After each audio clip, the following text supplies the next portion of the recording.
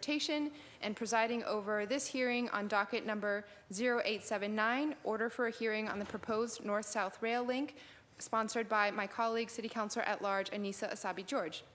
I want to recognize that I have several colleagues here, and I'll recognize more as they come in. Again, to my left is the lead sponsor of this hearing order, Councilor at Large Anissa Asabi-George. To my right is District Councilor Ed Flynn, and at the table to my left is District Councilor Frank Baker. I want to remind everyone that this hearing is being recorded and will be rebroadcasted on Comcast 8, RCN 82, Verizon 1964, and is live streaming online. So if you could please silence your cell phones and other devices, we'd appreciate not having those distractions.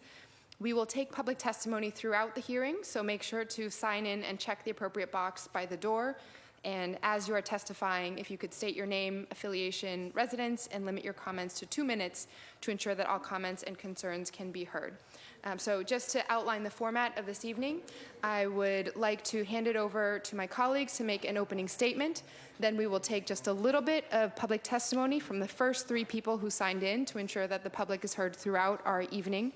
Then we will have a presentation by Lucas Santos, who will show a presentation over the screens, and then we will dive into the first half of our illustrious panel here. So I'd like to turn it over to the sponsor, Councilor Anissa Asabi-George. Thank you, Chair, and thank you all for being here today. All of our guests, both for public testimony and then our panelists that we're going to lean on for more information. I'd also like to thank Cameron Lease, who's a student at Northeastern University who's really supported my office through some of this effort leading up to today. I am a supporter of the North-South Rail Link and have been so for a little bit of time. The council as a whole is very supportive of this concept and of this conversation, and I think if not all, almost all signed on to support this hearing today.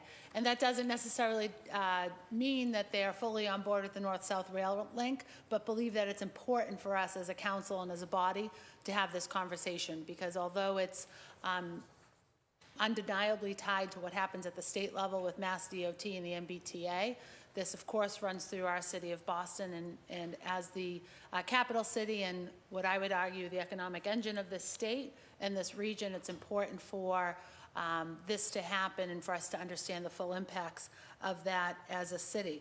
I thank the panelists for being here today and know that they have worked for decades on this, a few longer than others. I am very much a newcomer to this conversation and want to support the work that's happened so far and to understand where we can go from here so that we can leave the space of just meeting and discussing to get to a place of action and planning for the future. So I thank the chair for hosting today's meeting. I no doubt she will run a very well organized and efficient meeting, and I hope that the panelists and the public will humor us with following suit. Thank you, Madam Chair.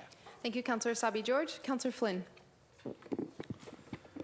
Thank you, Councilor Wu, and thank you to the chair and to Councilor Asabi-George for sponsoring this important debate that we're having tonight. It's critical for the future of Boston that we make major improvements in our transportation system throughout the greater Boston region. I'm also proud to represent both the North Station area and the South Station area. So I'm looking forward to learning more about the project, including the financing of the project, some quality of life issues impacting those areas in and around North Station and South Station.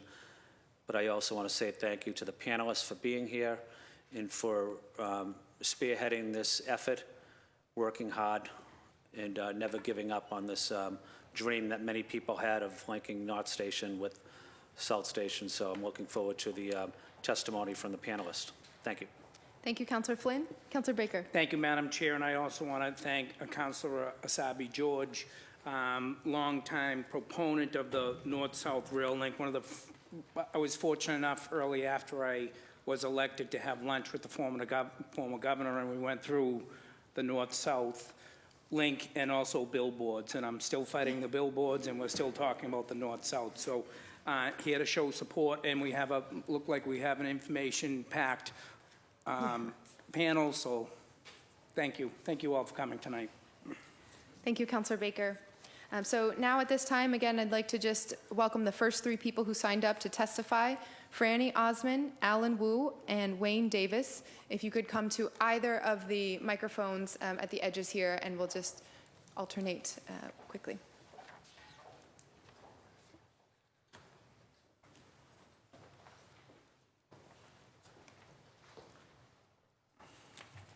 And again, if you could state your name and residence for the record and keep your testimony to 2 minutes. Thank you.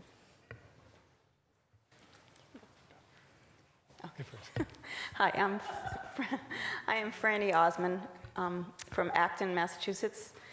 I'm on various local transportation boards. I also have a daughter who lives in Jamaica Plain and works at Commonwealth Kitchen in Dorchester.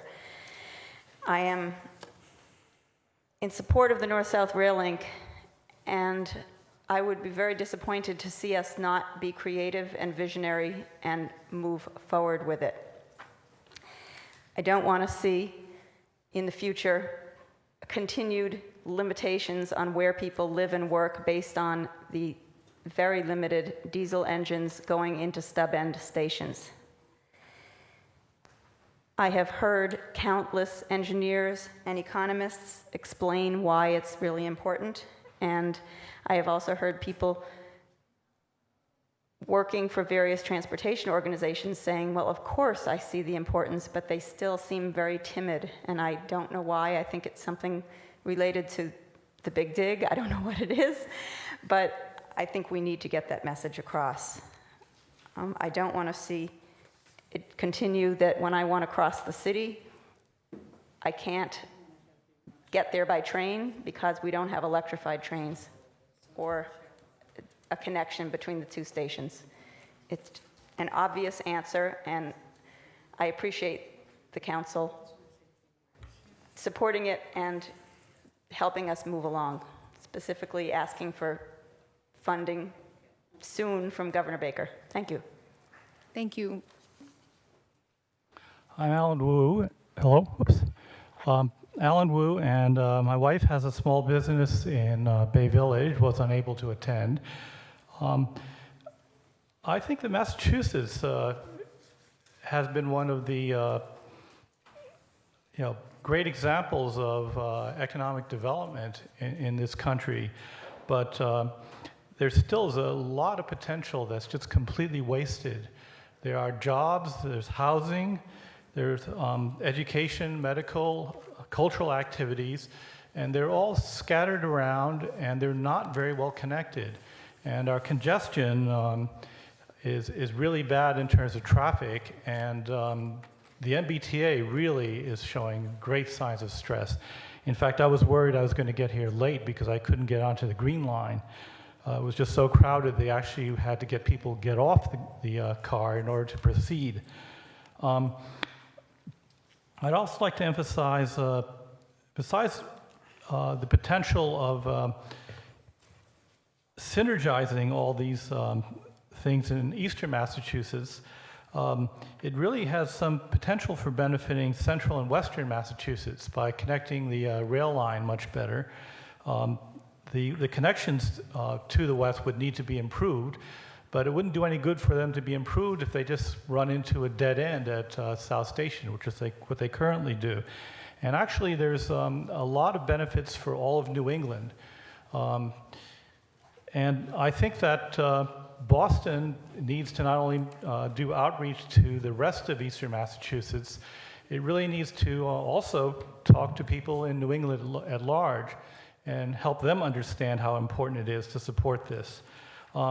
Otherwise, we have this dead-end train parking in extremely expensive real estate, and we're going to have to expand the dead-end train parking at both North Station and South Station if we don't connect them. And it's just crazy. It's a waste of resources, and it's just a waste of precious space. In closing, I'll mention that Philadelphia, which is another northeastern city, has not done as well economically as Boston. They still had the vision in the 1980s to do their equivalent of connecting two dead ends that were separated and routing their trains all the way through. And they're really glad they did it. They took one of the old stub-end, dead-end terminals and turned it into something like Faneuil Market, a market and with food and also entertainment and so on. It's basically using all that space that was freed up right at the core of the city. And so in summary, I would say Boston and Eastern Massachusetts and actually New England have a lot of untapped potential. People that should be entertaining themselves, should be having a good time, should be living in better housing if they could only get to it, working at jobs and learning in all the educational opportunities. And instead, they're spending a lot of time stuck in traffic or waiting for the train or trying to get on the train and not being able to get on. Thank you. Thank you very much. And finally, Mr. Wayne Davis.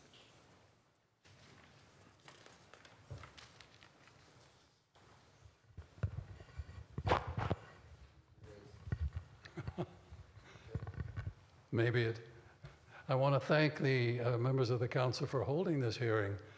My name is Wayne Davis. I am from Portland, Maine, and I'm the surviving founder of Train Riders Northeast, which is the citizens organization, nonprofit, that was formed and created Amtrak's Downeaster service, running from Boston's North Station to Portland, now to Brunswick as well.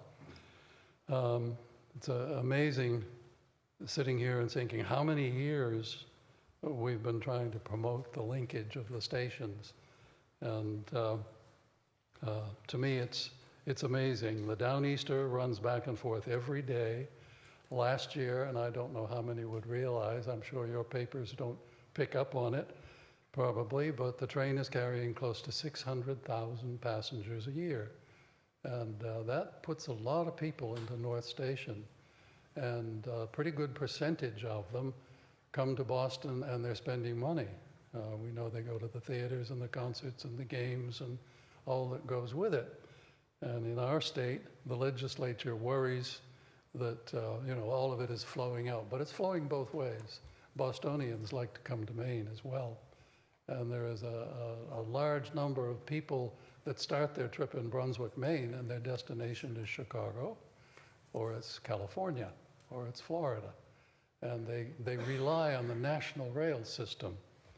And it's with both North and South Station terminals operating at close to maximum capacity, not just at peak hours, but at all hours these days, the growth in rail service through New England is seriously compromised without a rail link. Closing this century-old break in our rail system will transform what is now a very 19th century stub-end terminal system and transferring it into a modern, efficient, and convenient run-through system that can accommodate growth well into this century. The entire New England region will benefit economically and environmentally when we are united with the rest of the national passenger rail system. When the link is built, no longer will it be said, you can't get there from here. Thank you for your time. Thank you very much. So now we will transition to the panel, and I think we'll break up the chair has the sponsor has recommended. Oh, okay, you're right. Okay, sorry. We will start with the presentation. Before that, I did want to recognize some elected officials and candidate in the room. Of course, you will hear shortly from Senator Jamie Eldridge, former Governor Mike Dukakis, and former Representative John Bussinger. I do want to recognize that State Representative Tammy Gouveia is in the room as well as Governor's Counselor Marion Petito Devaney and candidate for office Elaine Vincent. Okay, sorry, Lucas. Please proceed. I apologize. So my name's Lucas Santos. I started working on this project as the transportation director for Congressman Seth Moulton. I'm no longer with the congressman, but I'm here today testifying as an Allston resident. So to start off, I'd like to just give a quick video about the project and its cost that the Harvard Kennedy School did when they were working with the congressman's office on this project. So I'll show the video and then do a quick presentation to give some insight into the project.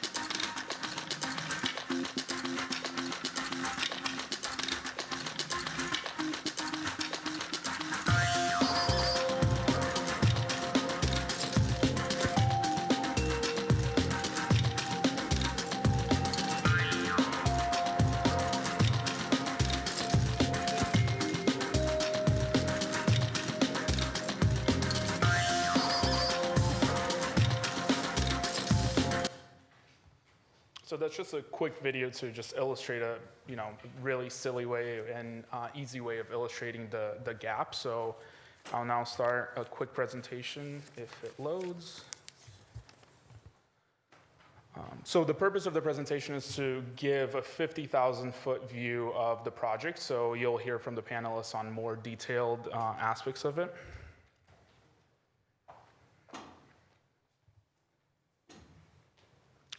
So here's what the North-South Rail Link would look like. So as you can see, everything is connected, everything is integrated. The commuter rail integrated with subway system. That's what the skeleton would look like. So I want to start off with showing you what our current system looks like. So as you can see, they're just two completely separate systems with 14 commuter rail lines, 138 stations, and almost 400 miles of track, separated by 1 mile at its core from north station to south. The north side has 10 lines and it's approaching capacity. And the south side, as you heard earlier today, it has 13 lines and it's currently at capacity. So we need to do something to address capacity right now. And the North-South Rail Link is clearly, we see it as a way of addressing that capacity. So as you know, the Boston traffic is now infamous for being the worst traffic in the US. I mean, we beat LA and everything in sports, and we brag about it, but this is not something to brag. I mean, we're constantly ranked the worst traffic in the US, and that's not something to be proud of. So what we found is that this is a common problem with a common solution. So around 35 other cities across the globe have stub-in stations or had stub-in stations and are now currently or have already completed link projects like the North-South Rail Link. These are just some of the cities that have already done so. So what is the North-South Rail Link? So the North-South Rail Link is a 2.8 mile tunnel that will completely integrate our commuter rail system to our subway system. So the reason it's 2.8 miles is because you need to get under all of the utilities, so you start further out. But it completes that mile gap that you have between the stations. But more importantly, as you heard today, it connects it's the only mile gap between Maine and DC. So it's really a regional project, and the importance of this is because it's a regional project, you're eligible for federal grants. So the North-South Rail Link connects people, housing, and jobs. A Harvard study had access to transportation as the single strongest factor in moving people out of poverty, and I truly believe that. So some of the ways that the North-South Rail Link would address the way we commute is by taking 50,005 cars off the road daily. So even if you don't take the train, it'll help your commute. It connects the fastest growing regions of the state together. It just makes travel seamless through stations. So what it means for Boston is that a lot of the connections to the red and orange line during peak hours are eliminated, because you can come, if you have a job on South Station and you're coming from the north, you can just ride the train straight through.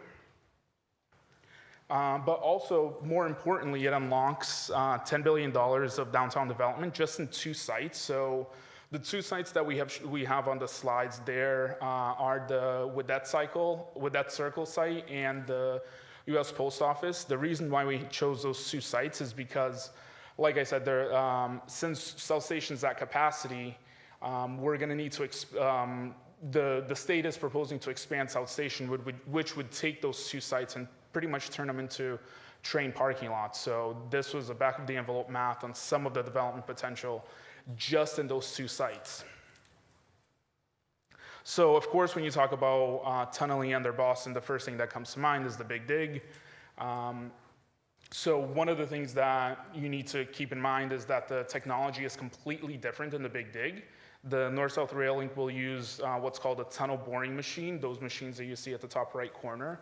So what they do is they'll start digging at each end, and by the time they get to the middle, there's very limited disruption on top. So they go so far under that there's no, they don't interrupt with utilities or whatnot, and you can see the skeleton of what it does. So Congressman Moulton, when I was working with him, we went to London because London is doing 2 of these. And when we were on the surface, you can't really tell. There's no impact whatsoever. And we went downstairs a few levels down the elevator, and these massive tunnel boring machines are just tunneling through the city, through London. And their metric is buildings can't move more than 2 millimeters while construction's going on. So again, very limited impact, surface impact. And here are just some of the comparable projects based on length and miles and the number of tracks. And of course, when you're talking about a project of this magnitude, financing is important.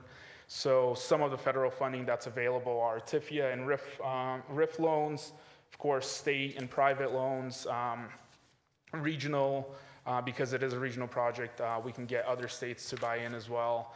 And something that has been talked about is our public-private partnerships to make sure that we take some of the cost burden off of the taxpayers. And if you learn nothing else from the presentation today, I think the main thing I want you to come out of this presentation knowing is the problem with the way that we look at projects nowadays is we look at them as one-offs.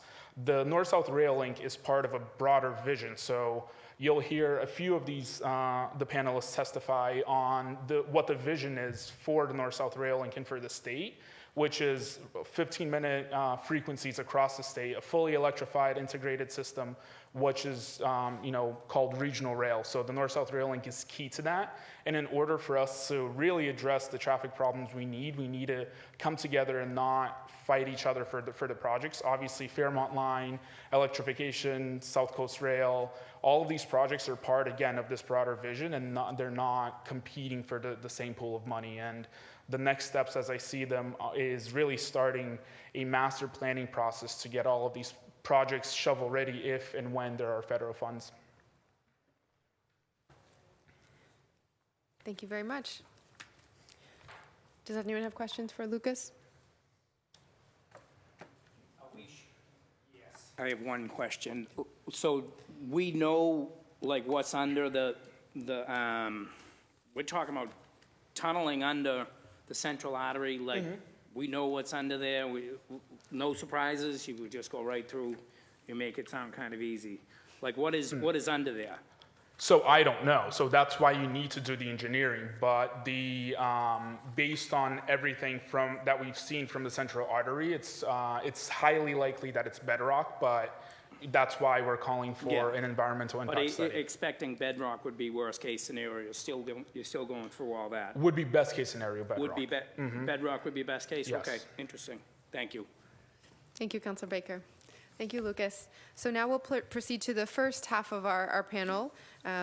Those who have served or are serving in office, it turns out. So we'll begin with opening statements from Governor Dukakis, then I believe to Rep. Bussinger, then to Senator Eldridge. Is that the preferred order? Okay, and then we'll do a round of Q&A with counselors, and then opening statements from the rest of the panel. You're going to hear a lot, so I'll try to be very brief. Folks, there are two reasons why this project is so important. First, it's one of the most important national infrastructure projects in the country. The Manhattan Institute, which is a very conservative think tank in New York City, says this is one of the 10 top infrastructure projects in America. And the reason is obvious. This is the busiest train line in the country. It actually makes money for Amtrak. And it's got this ridiculous mile in the middle of it that hasn't been completed. Most folks in the business don't understand this. I've never understood it. As you know, we tried very hard when I was governor to get this thing done. We're fought tooth and nail by the Reagan administration. President Reagan actually vetoed the appropriation for the Big Dig. But when you rip up the city of Boston, it's not too complicated to put a double rail line down the middle of it and connect the two railroad stations. And secondly, of course, we must have a regional rail system in this state, in this region. I've been talking to governors of the other New England states. They're all very strongly committed to this, but this is a key part of it. You can't have a first-class regional rail system with a one-mile hole in the middle of it. And lest one think we've never had experience with this, when I was governor, we did a lot of T infrastructure, on time and on budget, by the way, with a wonderful, wonderful director of planning and construction named Frank Kevel. We extended the Red Line, if you can recall this, from Harvard Square to Alewife, half a mile longer than the North-South Rail Link. Total cost in current dollars, $1.7 billion. And so far as I know, the Red Line extension is working extremely well and has transformed the economy of Somerville, among other things. So don't let anybody tell you that we can't do this. Somehow this is that difficult. And cities all over the world, folks, are doing these because they all have these stub-in stations and they want a connection. You'll hear lots of good testimony from lots of very good people who are part of this. But this is absolutely critical. And by the way, because it is a project of national significance, it's eligible for 50% federal funding. In addition to that, as you know, you've got lots and lots of value-added possibilities here in the city. Just not using this valuable land for the storage of vehicles gives Boston great opportunities to develop stuff that's now currently not here. One other thing, please kill any further work on South Station expansion. It's totally unnecessary if you do this project. And by the way, North Station is also becoming increasingly congested. And you avoid the expenditure of hundreds of millions of dollars to expand North Station. Why? Because this is through service, folks. But any further work by the city, the state, or anyone else on South Station expansion is just ridiculous. It's not needed. We don't need it. And the North-South Rail Link will resolve that problem. Thanks to all of you for doing this. Special thanks to Councilor Asabi George for getting us here. And I hope we can work with you. Needless to say, the T and the Massachusetts Department of Transportation needs a lot of support and guidance these days. And you're the folks, and I'm serious about this, who can help to provide that. There's no excuse for the kind of transportation system that we have these days and these constant breakdowns. I was on one today. I almost didn't make it. Fortunately, there was a Green Line train behind us, so I managed to get off mine, get on the next one. But this kind of thing really shouldn't be happening. So look forward to working with you, and thanks so much for making your time available to us and getting behind this. Thank you, Governor. Representative. Yeah, I got to get closer. Thanks very much. Before I begin my remarks, and please time me out for that, I just want to thank Anissa Asabi George for sponsoring this. Happy to be in the hall that day to see the unanimous show of hands on it, and I'm happy to follow the chair of the North-South Railing Group, Mike Dukakis.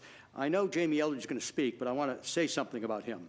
He sponsored in 2014 the $2 million in the transportation bond bill that was misused by the state to create the study they're doing now, which was against the direct intent of the legislature to resume the environmental process.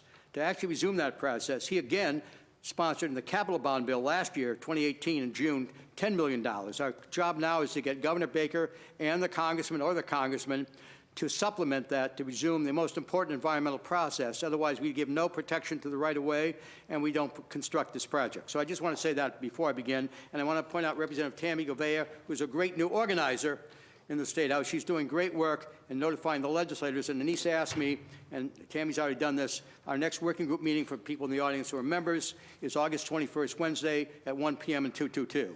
Now, brief introduction. I was the founder and chair of the Massachusetts Legislative Rail Link Caucus in the 90s. It grew to 193 members. I was a member, became vice chair, and then became acting chair of the Citizens Advisory Committee, which was the official environmental study on this project that we need resumed. I'm also the vice chair of the North-South Rail Link Working Group. We have 110 legislators now in, and additionally, the North-South Rail Link Working Group has invited each one of you, through me, conveyed by me, each of your city councilors as a member of the working group. Unanimous. As a touchstone, I want to quote your own mayor, Mayor Walsh, speaking before a business group on the Saturday after he was inaugurated. He said, what's good for the region is good for the city. What's good for the city is good for the region. We should remember that. Now, here are my remarks. The question before all of us today in Greater Boston, but also all over in New England, is do we want to leave permanent stub-end stations at North and South stations, thus depriving us of extending the Northeast Corridor into Maine, where Wayne is, into northern New Hampshire and Maine. And by so doing, we deprive ourselves of the chance to unify our north side and south side commuter rail systems that makes for a unified rail system that connects all these things that Lucas correctly mentioned, like South Coast Rail.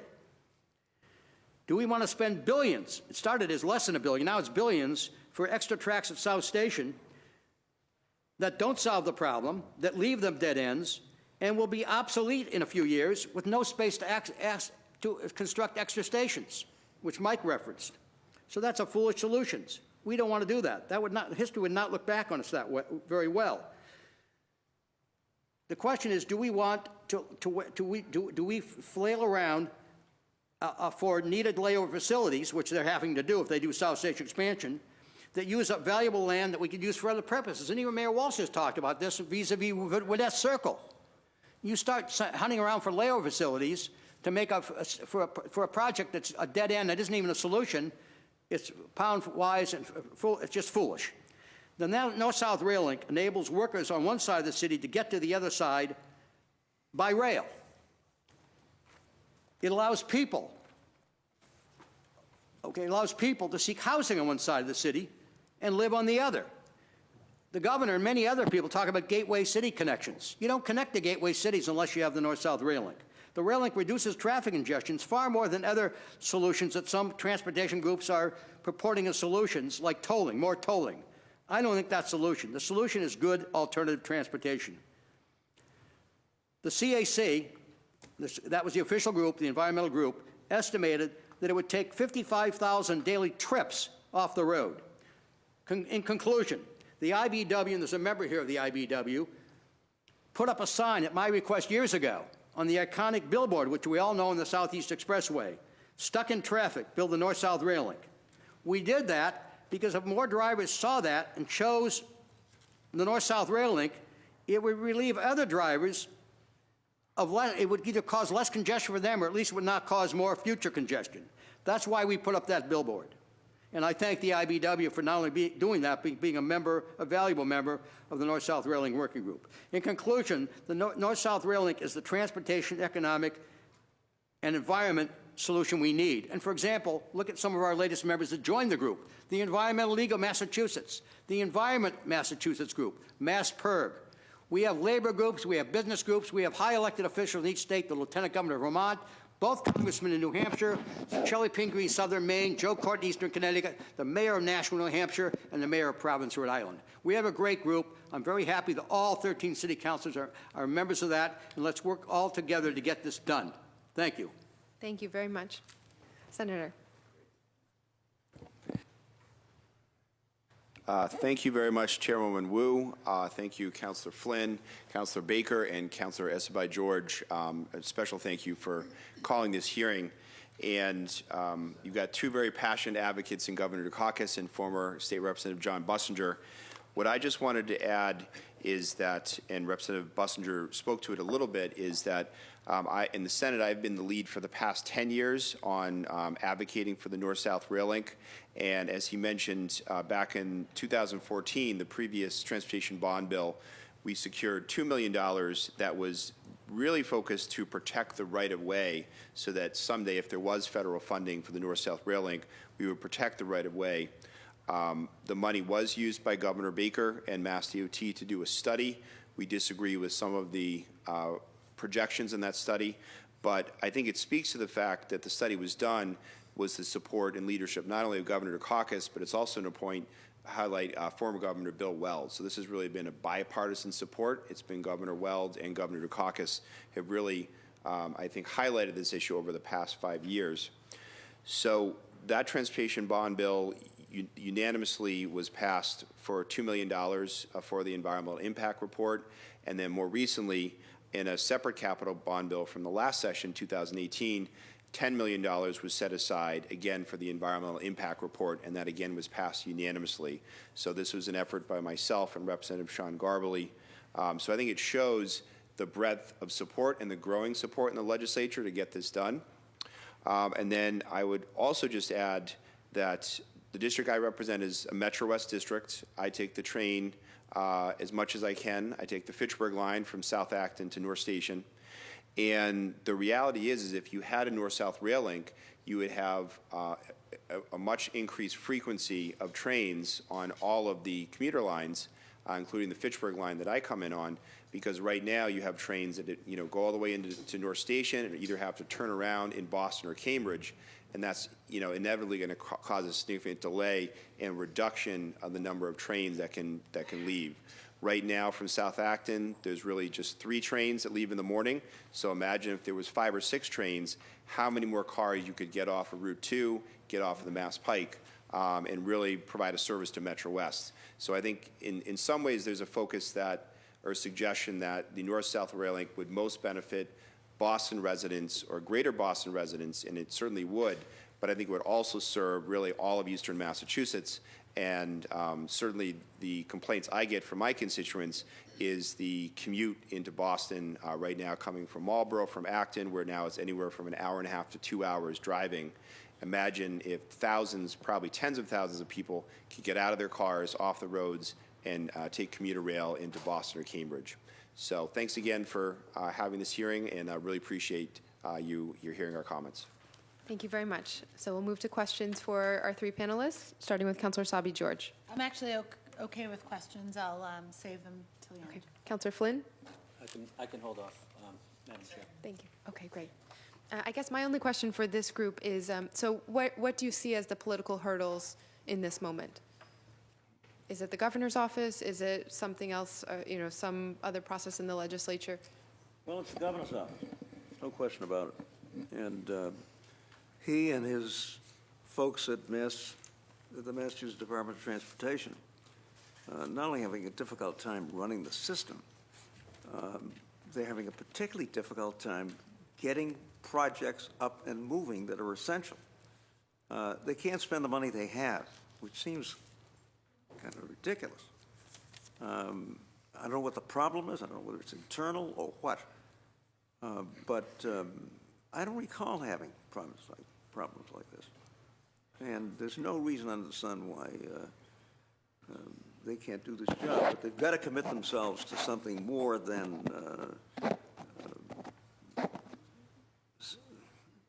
maintenance. I mean, we need major capital investments. And if we get them, we're going to have ourselves a great metropolitan area, a great city, great state, and a great region. And we've got lots of support for all of these things. Can I comment on that also to back up what he's saying? This has always been much more a matter of political will than it was ever engineering.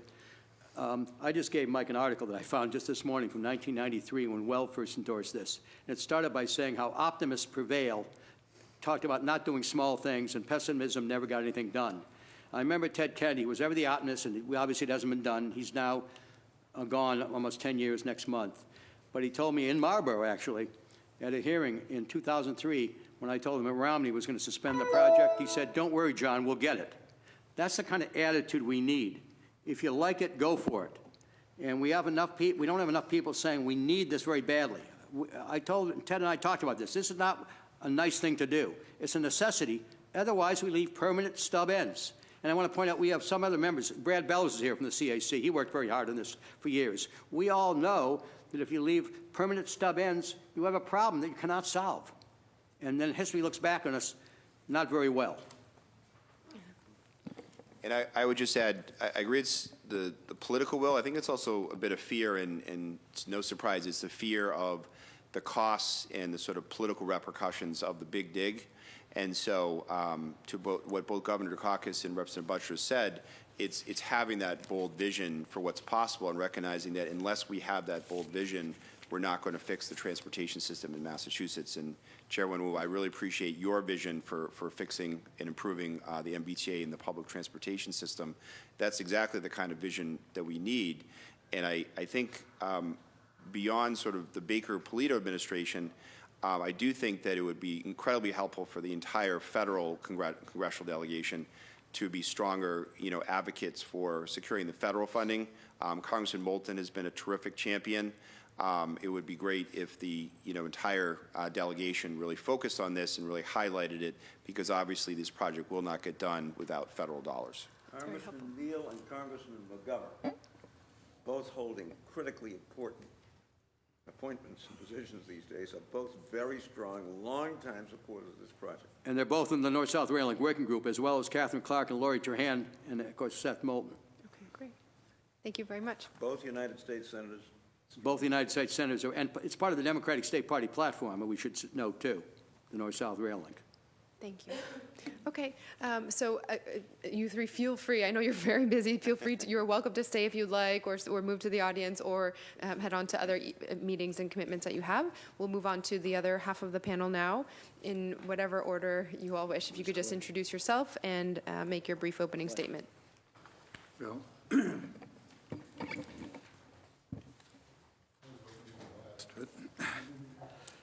My name's Clay Schofield. Been a transportation engineer / planner for 40 years. I was the project manager when this was last studied for the state. I was reluctant to get involved with this effort, but it's hard to say no to Governor Dukakis.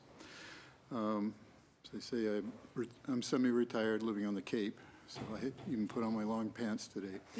So anyway, one of the things I wanted to talk about are, what are the concerns that the council would like to address?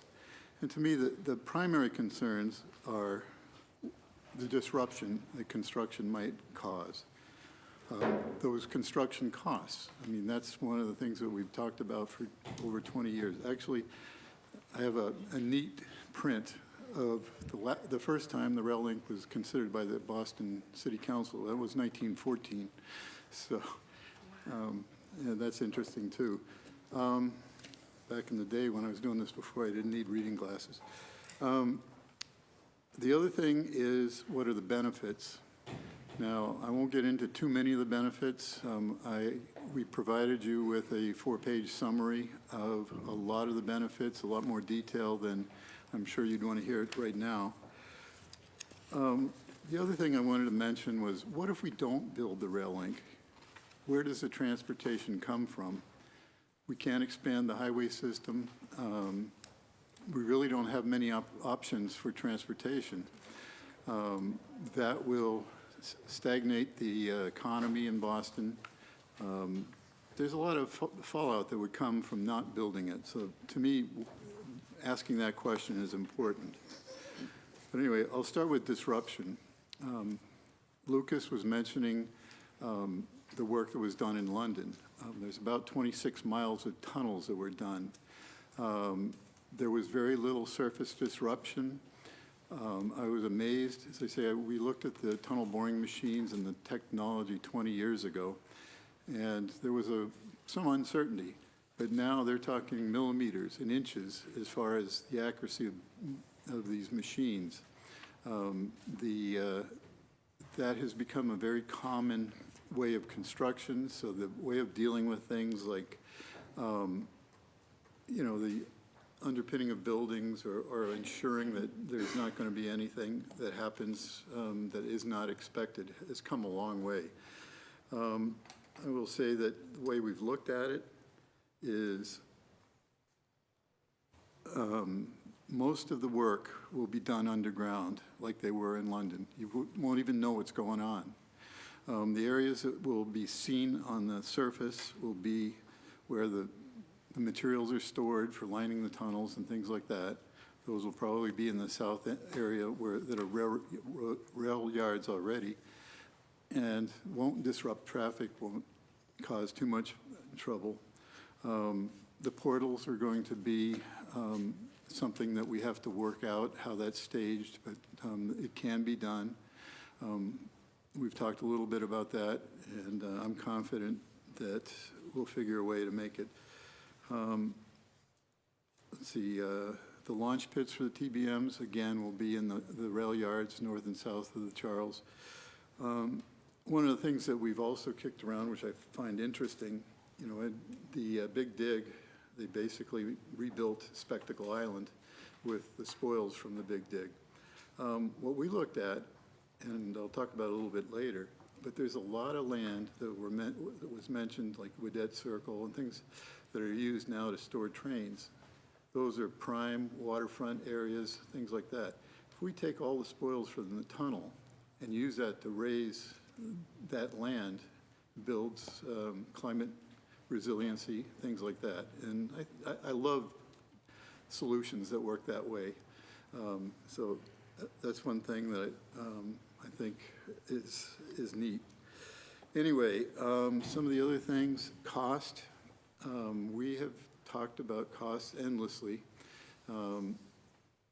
The construction estimating that was done for the recent study is what they call level 5, which is just above a wild guess. And the range of uncertainty for those is 100% below, so it could be that their estimate is double the actual cost down to 30% above, so could be 30% more. That's a pretty wide range. We argued that for $2 million, we should get a little better accuracy, but we have what we have. In your packet is a financing scheme that we looked at that will both benefit the city as well as help pay for the local share. If you look at the last page, I see Councilor Wu's looking at it. It's a footnote, but the idea is with tax increment financing. When I was a consultant a long time ago in the 80s, I worked on finance for major infrastructure in California. I did the strategic plan for the first half-cent sales tax that they did. We also did some work with the innovative finance. Now, you have a lot of land out there that is essentially public land. You develop that land, put major developments there. All of a sudden, you have land that's taxable.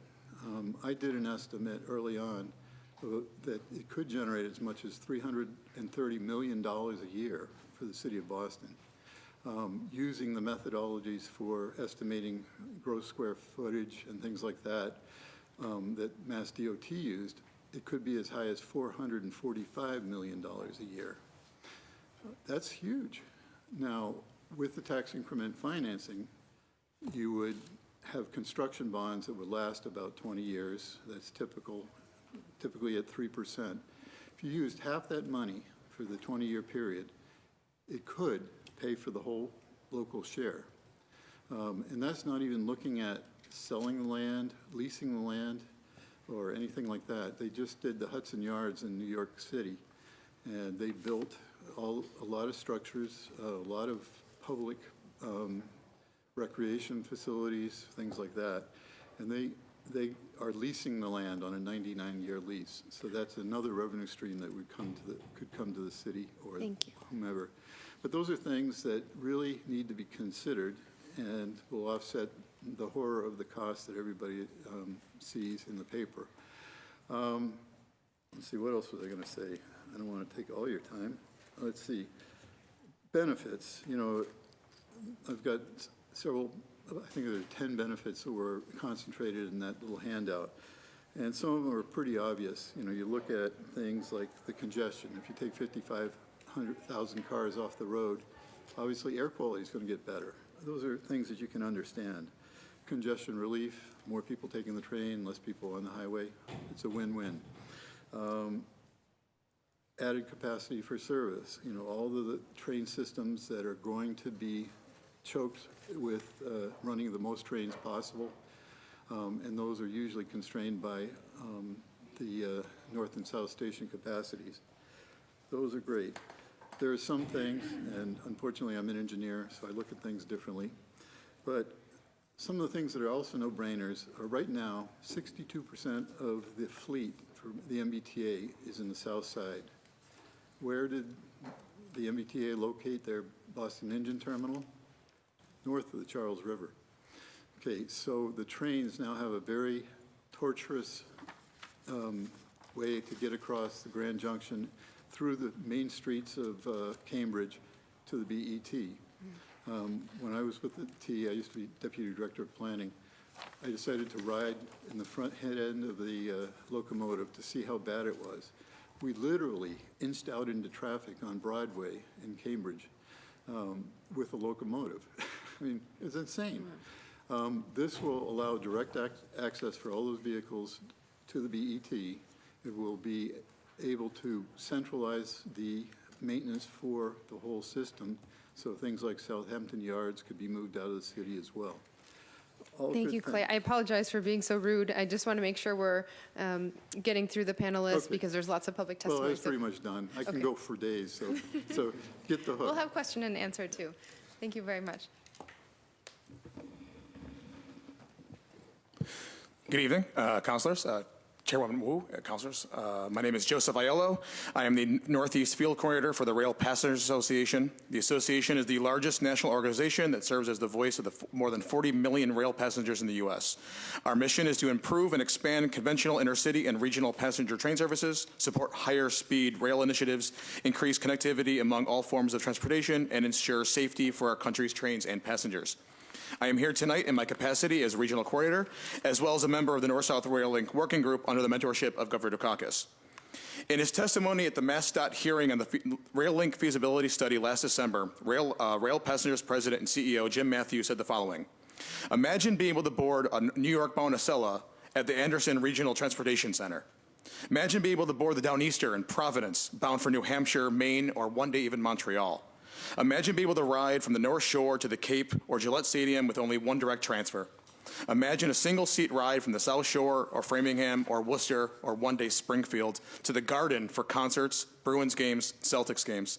Imagine being able to connect directly from any commuter rail line to the green, red, blue, orange, silver lines. The North-South Rail Link, really the regional link, makes all these things possible. No other solution does. The Rail Link is a truly transformative project that has far-reaching benefits on a national level because it connects regional rail service from points north of Boston all the way to south to Richmond, Virginia, by closing the only service gap in the national passenger rail network. And finally brings northern New England in line with the rest of the system. It allows much-needed transit expansion in New Hampshire, Maine, Connecticut, Rhode Island by adding capacity to the corridor. Travelers and commuters in our region deserve far better than the one-sided and fatally flawed study MassDOT commissioned last year. The rest of the world is passing us by as many major cities around the globe are preparing for the future by transforming their legacy commuter rail systems into all-day rapid transit. They are ending the era of stub-end stations, and it makes it seem like Boston is becoming the exception instead of the standard that we should be. I leave the committee with this final thought. If the rail vision for this city and the rest of the Commonwealth isn't all options on the table and worthy of our full attention, then as elected officials and advocates, what are we doing here? Thank you. Thank you.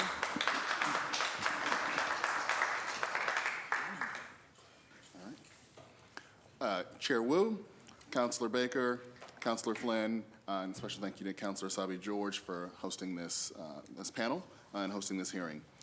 I'm Jared Johnson. I'm the COO of Transit Matters. And Transit Matters is dedicated to improving transit in and around Boston by offering new perspectives, uniting advocates, and improving the public discussion around transit. We like to say that we're data-driven and people-focused. And I think to your earlier question, Councilor Wu, around what are some of the obstacles, and I think Governor Dukakis is right. It's a lack of vision, which is especially strange considering the incredible amount of projects that need to be done in order to make our entire transportation system better. So Transit Matters has been one of the foremost advocates for transforming the commuter rail. Last year, we put out a white paper calling for regional rail, and this is fast electric trains that don't pollute, high-level platforms that allow all users, including those with mobility challenges, to get around, strategic improvements to get around the bottlenecks that we have in our commuter rail system, frequent all-day service that gives people the freedom to move around the Commonwealth, move around the region, and free transfers and better fare policy that incentivize people to use the excess capacity we have on our system. And we believe these elements are core to making not only a better commuter rail network, but to also making North-South Rail Link work. And why I say this is because the much criticized MassDOT study that you've heard talked about assumed expensive bi-mode trains, which means they would have to have the capability to run on diesel and electric, and would have much longer tunnels because the system wouldn't be electrified. So we can look at lowering that ridiculous cost that came from that study by simply making our commuter rail network work better even in the meantime. So we really think electrification is key, not only for North-South Rail Link, but for climate change and for better service. Transit Matters believes the North-South Rail Link could be a really transformative project for the region. This could unlock whole new regions for housing and jobs. Right now, a commuter from Salem has to spend more time getting from North Station to the seaport than they might spend on their entire ride from Salem into the station. This could give people new access to jobs in the financial district, Back Bay, and could allow for express trips from Jamaica Plain to downtown, meaningful, resilient options from places like Alston Landing or JFK in the event of service disruptions on our subway or light rail lines. And this is also something our global competitors are already doing. As you've seen, cities like London, Toronto, Melbourne, Paris, Buenos Aires are all connecting their stub-in stations. And what the stub-in station and why we brought this up so much is that other systems are able to have twice the capacity of South Station right now just on 2 lines because their trains aren't stopping there and backing out. So in order to do this, we really need the city to work on shutting down the expensive and unnecessary project to expand South Station, to work with MassDOT to start moving to a regional rail system as soon as possible so we can prepare for North-South Rail Link. Transit Matters supports a regional rail vision and hope that the state will endorse the only alternative that is appropriate for congestion, to tackle climate change, housing, and mobility. And this is the alternative that includes North-South Rail Link. So we're excited to see the city take a bigger interest in this, and we look forward to working with the council on regional rail and North-South Rail Link. Thank you. Thank you, Jared. My name is John Kuiper. I live in Fort Hill and Roxbury. I consider myself a captive audience of the MBTA since I rely on its services virtually every day. I want to thank you on behalf of the Massachusetts Sierra Club for inviting us to appear at this afternoon's hearing. I am co-chair of our Transportation Committee. The chapter has been a long supporter of the North-South Rail Link, arguing that incorporating the rail link into the Central Artery project would be the most effective means to reduce air pollution and greenhouse gases by cutting the number of cars that would be traveling into and through the city. I first learned about the rail link in the mid-1970s while a student at UMass Boston through a news story about the proposed Big Dig, and the article mentioned that a rail connection between North and South stations would be included. I was intrigued. It made such perfect sense. So a decade later, I was sorely disappointed when the rail link was cut out of the Central Artery project in order to receive congressional funding. To me, it remained a good idea, one that was too good to be forgotten. In 1987, the new Orange Line opened through my neighborhood. For nearly 30 years, until I retired, I boarded daily at Roxbury Crossing on my way to work here in City Hall. The logic of a rail connection between North and South stations would occur to me every morning on my way to work when my train pulled into Back Bay Station to behold a wall of commuters waiting to transfer to my already overcrowded train. A rail link that carries commuters directly into downtown without the necessity of switching modes would avoid the mutual inconvenience to both sets of passengers, and riders on the Downeaster for Maine would not have to transfer twice to continue on to Providence or New York. For over a decade, I have helped to formulate transportation policy for the Mass Sierra Club, where I've weighed in on many issues affecting Boston and the region. In recent years, I found myself devoting more and more energy addressing issues like the rail link and the current inadequate plan to expand South Station as a stub-end terminal. The problem that would be further aggravated by South Station expansion with increasing numbers of diesel locomotives spewing their fumes and particulates, although over already densely settled urban neighborhoods from downtown to North Dorchester demonstrate why an electrified rail link would be of major environmental benefit to many thousands of inner-city residents. The rail link would allow for a one-seat transfer or single transfer rides across the city, encouraging people to take public transportation who cannot do so today due to the inconvenience of repeated transfers. This would help decrease vehicle miles traveled and get people off the highways, reducing traffic congestion and air pollution. The rail link would also give better service and rail connections to the Fairmount line, allowing for one-seat, one-transfer rides to many destinations north of Boston.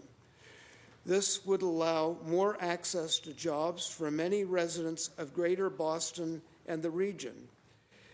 A news story by Aidan Ryan in the June 27th Boston Globe, Chinatown has worst air quality in Massachusetts, report says, quotes Richard Chang, former headmaster of Josiah Quincy Upper School, on how dangerous air pollution can be, even on a seemingly clear day. Today you got the blue sky and the sun, and it feels like it should be perfectly fine to play out there. What's unseen are these very dangerous particulates emitted by cars, the diesel train, and then the passing highway vehicles, and the kids are just inhaling it in.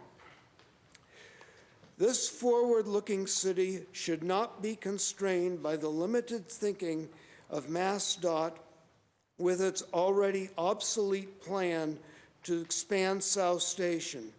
We must see the larger issues at stake and craft the most appropriate solutions. The Massachusetts Sierra Club urges the Boston City Council to approve docket number 0879 and support the rail link. Thank you. Thank you very much. Steve. I'm Steve Olenoff, past chair of the Regional Transportation Advisory Council. I won't get very technical. I'll just want to say briefly that about a little over a week ago, we had the 50th anniversary of the astronauts landing on the moon, which brings up the now 50-year-old question. If we can get people back and forth between the Earth and the moon, why can't we get people back and forth between North Station and South Station? And we have the answer. It's the North-South rail link. Thank you. Thank you very much. Is that the statement? Yes. So questions from my colleagues. Councillor Sabi George. Thank you, all of you, for your presentations, and I also appreciate the diversity of the remarks and sort of how you all touched on a couple of different things. I do have some questions about, and a few of you referenced the concerns about cost, especially assuming big dig type costs. Can we talk a little bit, or is there someone here who can talk about the costs? I know that it was in Lucas's presentation earlier today, but perhaps the governor can. Let me take a crack at that, although I practically flunked physics in college. It's one of the reasons I didn't become a doctor. I went into politics instead. And I want to go back to my own experience. Obviously, I had an extraordinary secretary, which isn't to say that I don't have a lot of respect for the current secretary, who was at Northeastern for many years with me. And Fred knew how good Frank Kevel was. An Irish kid from Dorchester, Northeastern Co-op, civil engineering student, co-opted at the T, went to work at the T. I didn't know him when I first became governor. I got to know him pretty well. But that guy was in charge of our construction program. And believe me, he managed it and ran it exceedingly well. He was very cost conscious, and he was extremely competent, highly respected. And one of the interesting things about him was that toward the end of my last term, Fred had laid out a plan for moving Kevel to the top job on the big dig. He had a deputy named Peter McNulty, happened to come from Brookline, who was also very competent. He was going to take over the team. That was the plan, folks. So what happened? Well, Kevel was never given that assignment. I'm not quite sure who was in charge. But while the Boston Harbor cleanup, which started at the same estimated price, was completed on time and 20% below budget, Big Dig ended up costing 3 times what it was supposed to cost. It took twice as long. And it was all about first-rate management direction. And So we've had in this presentation a number of different dollar amounts that have been suggested from, I think, conservative, the whole spectrum. Right. Is there anyone here, and perhaps it's Rep. Bussinger, that could share Yeah, let me with us just what comment. The reason why we can't talk about costs as we should is because they're not doing the official process, which was suspended in 2003. And let me just tell you one of the big differences between the flawed study they're doing now, which was against the intent of the legislature, and what we did, that Clay was the project director of. We were required to do a no-build option. There are costs, some of them quantifiable, of not doing it. So we always talk about costs, but we don't talk about the no-build option, which we would again be required to do if we go back and resume that process.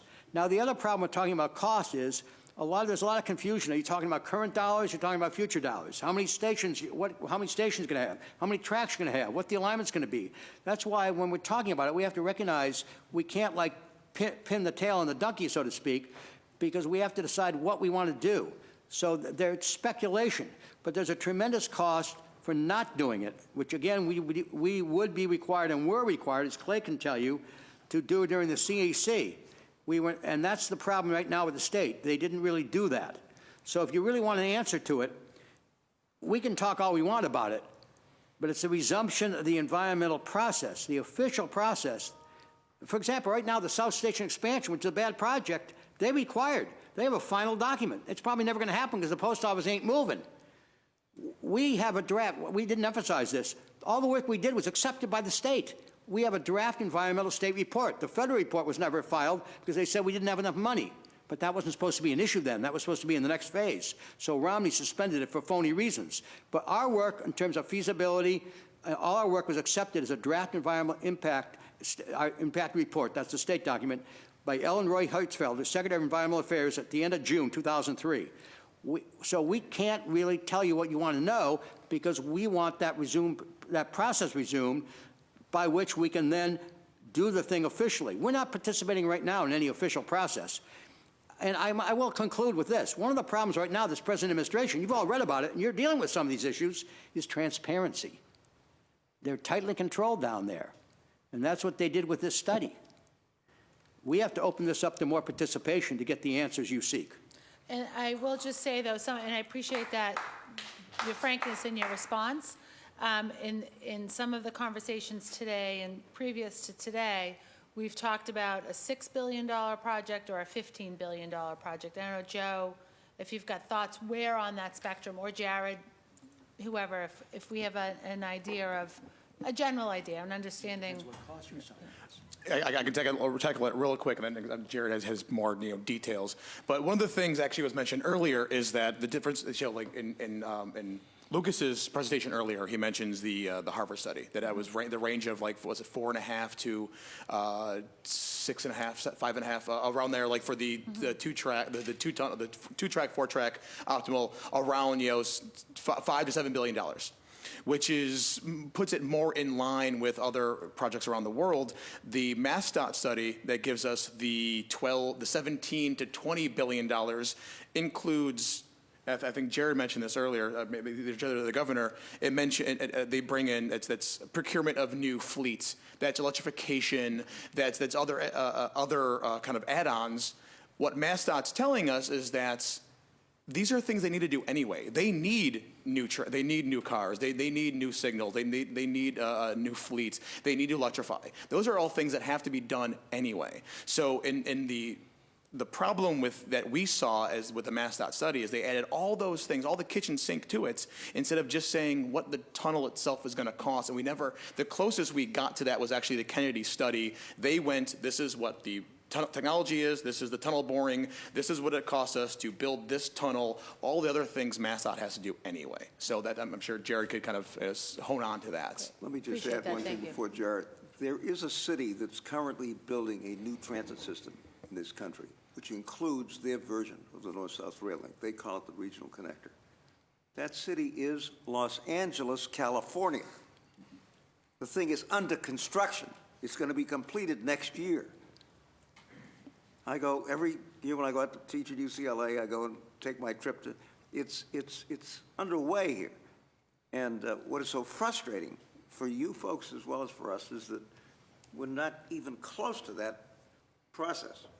So they're going to have themselves a very fine regional connector. It's a different project, obviously. But why Los Angeles can do this when we can't has been a mystery to me for many, many years. That's the timer for my question, Jared. Yeah, just very briefly, like I said, a couple of things. Yeah, $2.5 billion of the MassDOT cost was because of those bi-mode trains, and we've said that the T needs to procure new trains and new engines anyway. So adding that specifically to this project, we think is something very wrong-headed. Again, they didn't look at best practices around how to do this.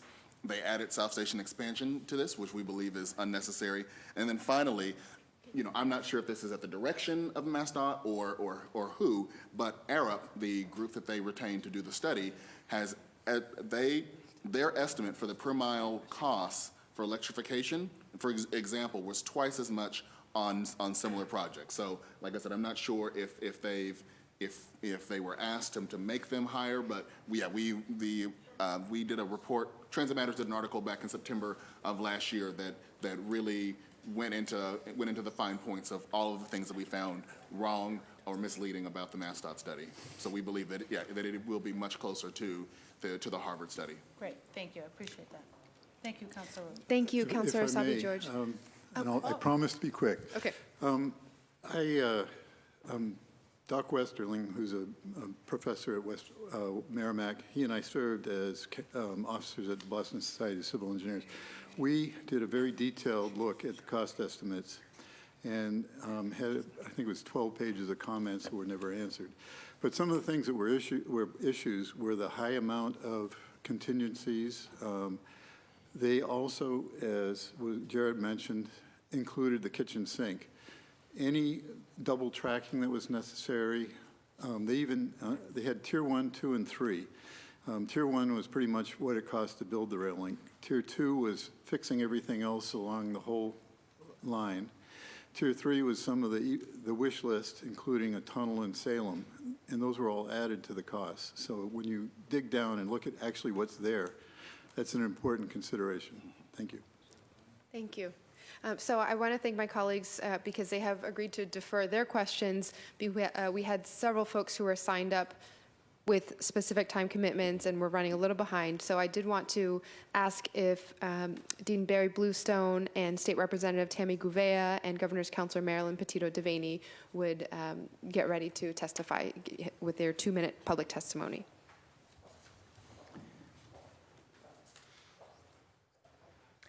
Thank you very much. I'm Barry Bluestone. I'm Professor Emeritus at Northeastern University, and I've been studying both the transportation, housing, but also economic development, which really hasn't been mentioned here. We recently completed a study for the school committee here, which shows that over the next 10 to 12 years, we're going to have to replace an enormous part of our labor force because of retirements. For example, for every machinist new job that's created, we have to replace 75 who will be retiring. This is posing a tremendous problem for employers throughout the region, from inside of Boston and outside of Boston. And currently, because of research that we've done, we found that Boston is divided into two totally different labor markets, starting from basically the middle of the city going north, the middle of the city going south. In fact, 80% of people who live near North Station or in northern Boston or in suburbs north of Boston, 80% also work in areas like that. Only 20% commute further south because of the difficulty of getting there, and vice versa. What that means when we go out and we talk with employers is they have very limited labor market areas in which they can search for the replacement workers they need. If we can build the North-South Rail Link, we solve a major problem of linking those two labor markets, and therefore being able to continue the economic progress that we've been making in Boston and the Commonwealth. The second point I'd like to make very quickly has to do with the cost. We should also be thinking about how much money we save from this. As part of the research I've done with the Rail Link team, I looked at what would happen if we were to take just 13% of current drivers off the arteries around Boston.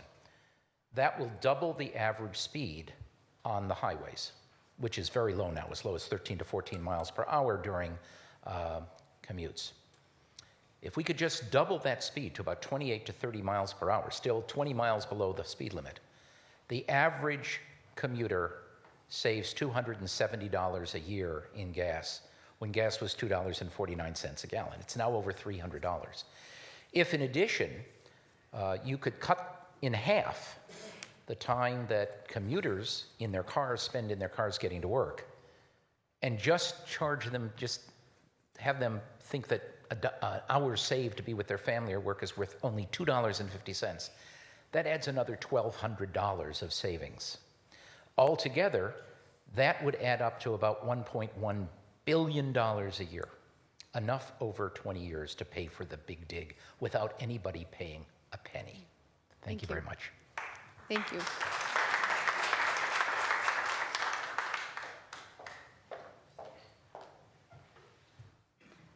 Thank you, councilors. I appreciate the opportunity to provide some testimony. My name is Tammy Govea. I'm state representative for the 14th Middlesex District. And for those of you who might not be familiar with the 14th Middlesex, it covers Concord, Acton, Carlisle, and Chelmsford. I'm here to speak both as a commuter, as a public health social worker, and in my role as a state representative. I grew up in Lowell. I lived there up until about 12 years ago, and when I first graduated college, I commuted into Boston for a job down near South Station. So I commuted on the commuter rail from Lowell and had to get off at North Station and either walk or hop on the T. Most of the times, my friends and I just opted for walking. That meant walking in the rain, walking in the snow, walking in the sleet, slush, heat, on and on, adding an additional 20 minutes to our commute. I'm 45 now. That was more than 20 years ago that I was having that experience. And it's really frustrating for me and for commuters all throughout the northeast part of the state to still be dealing with this issue because we have not closed that gap between North and South Rail. As a state representative, the two issues that I ran on, 3 issues: healthcare, climate change, and transportation. Because I hear over and over again the frustrations that people have with our woefully inadequate transit system. And I want to thank you, Councilor Wu, for the leadership that you have taken in really rallying us around the MBTA and our inadequate system. I would argue that we don't have a system. We have a bunch of very small mini systems leaving many gaps that people have to fill on their own. And I would argue that as a civil society, what we should be doing is investing in public transportation as the public good that it is. For whatever reason, we've accepted the status quo. Maybe it's the current administration, I don't know. But we have accepted the fact that we will pay for roads and bridges, but we expect riders and other folks to pick up the tab when it comes to our public transportation. And we need to, at a state level, start to make those critical investments. So whether it's $15 billion, $2 billion, $6 billion, does it really matter? Because we're spending so much more on repairing roads over and over again and leaving people stranded in traffic, which means they're not getting home to their kids to cook a healthy meal, to volunteer in their community, or to read to their child. So it's a real major quality of life issue, and that's where I speak from as a public health social worker, is just hearing over and over again the stress that our system causes, and knowing that the North-South Rail Link will take 55,000 cars upwards off the road, meaning people are free to travel a lot faster in between point A and point B if they're not able to take the commuter rail for whatever reason. It allows for us to make greater investments in the overall transit system so that we have more reliable transit in the early afternoon and late morning so people can take the train reliably. Those are the things that I think we ought to be taking a really hard look at. And this particular motion, this move towards addressing the North-South Rail Link, I think is a really incredible and important start. And I would like for us to continue the conversation so that we can make sure we're fully connecting our whole state, including the West and East Rail Link as well, and then obviously South Shore, et cetera. So I appreciate the opportunity to speak. I know I went over my time, and I appreciate the patience in just hearing me talk a little bit about what I've experienced and what my constituents experience. And I will say one other thing. I have been talking to commuters on the platform, or going there a couple hours in the morning to talk about what their pain points are around taking the commuter rail. And I had a transit town hall last Monday night in Concord, and the North-South Rail Link came up as something that's really critically important for people in my district so that they can take the commuter rail to get to the airport, to get to work, and to keep moving about the state as they should. So thank you very much. Thank you, Representative.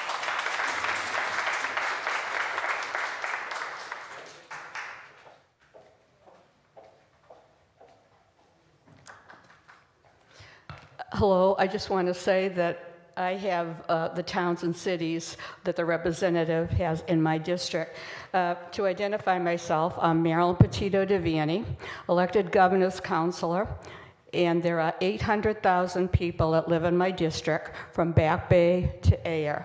And I'm not going to tell you all of the complaints that I get from my constituents.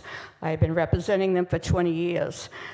But I do want to say that I am very fortunate that in my district I have had the best people representing me on this issue. Governor Dukakis has never given up on this, and John Bussinger, and also my representative Eldridge.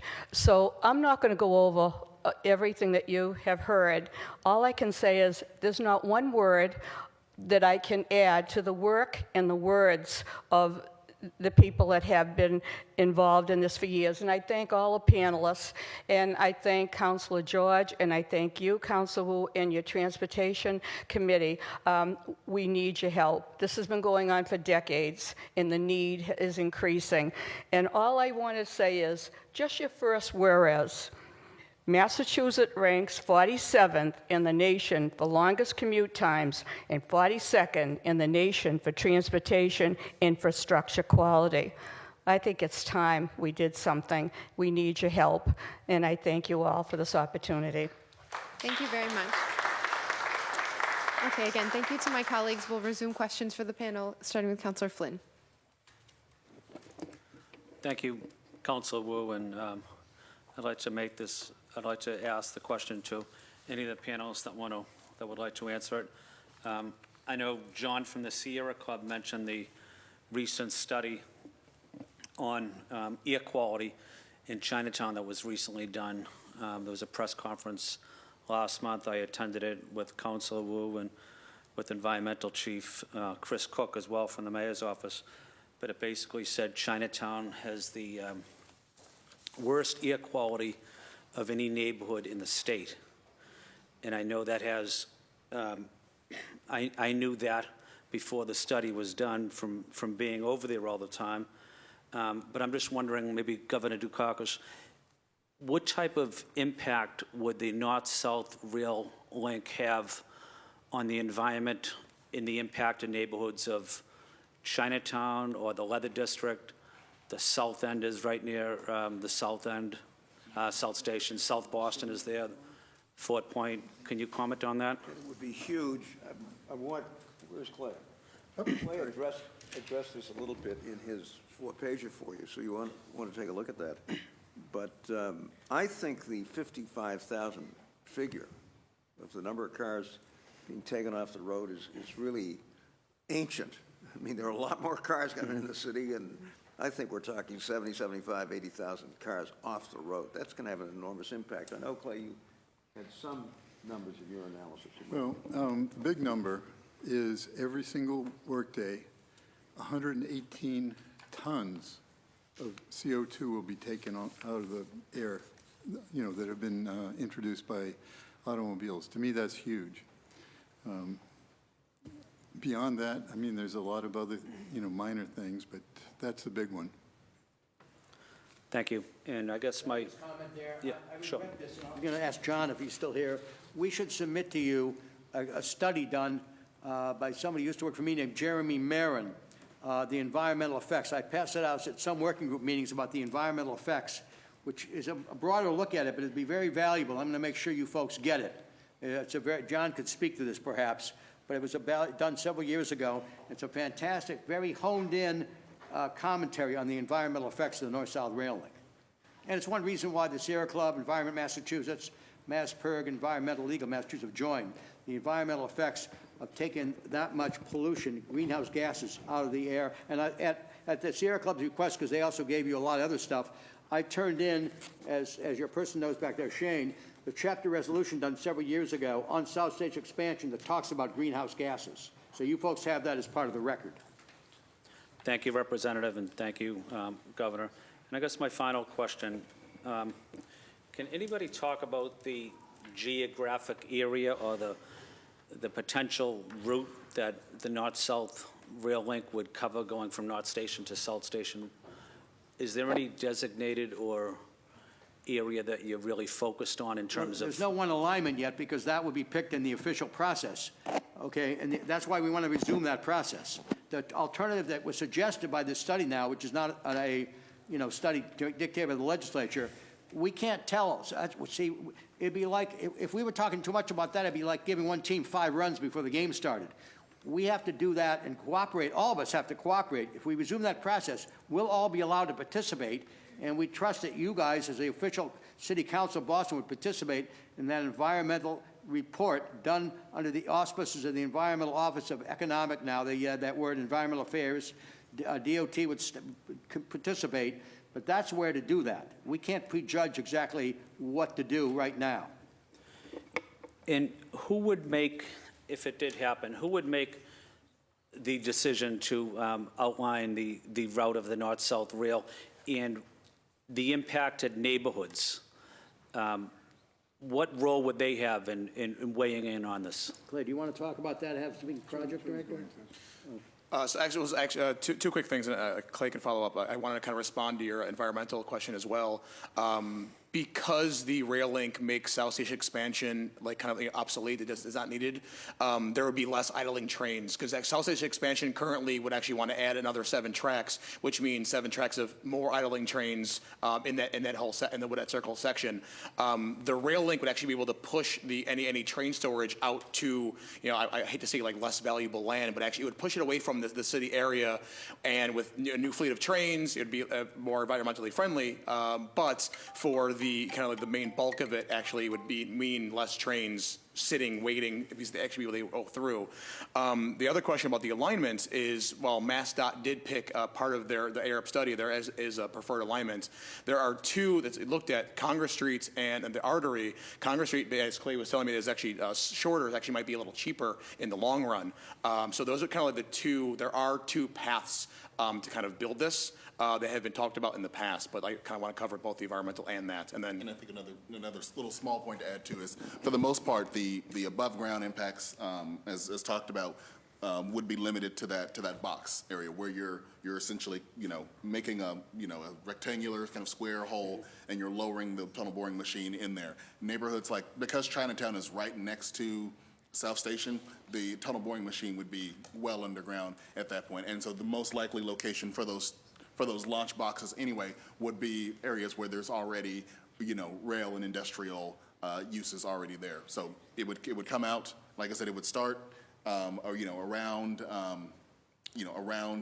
Back Bay in that highway kind of area, or around that circle in that area, and then would come out north of North Station in the area where there's already rail yards. Okay, Joe covered most, but as I say, the two main corridors are under the central artery, which is easy because there's not a lot fewer things to avoid. Congress Street is very narrow, so what they've looked at is instead of having two parallel, side-by-side tunnels, they have on top of each other to fit through the corridor. It's a little more engineering, probably a little more difficult, but it is a shorter route. And I say, one of the problems with the study is only 4% of the study was used to look at benefits. And to pick an alternative, you really need a fairly thorough and balanced cost-benefit approach. Thank you to the panelists for taking my question, and thank you for your work and for being here tonight. Thank you, Councillor Flynn. Councillor Baker. Thank you, Madam Chair. So, Rep, maybe this is for you when you're talking about getting back to the process. Is that the $10 million that environmental impact study that the senator was talking about earlier?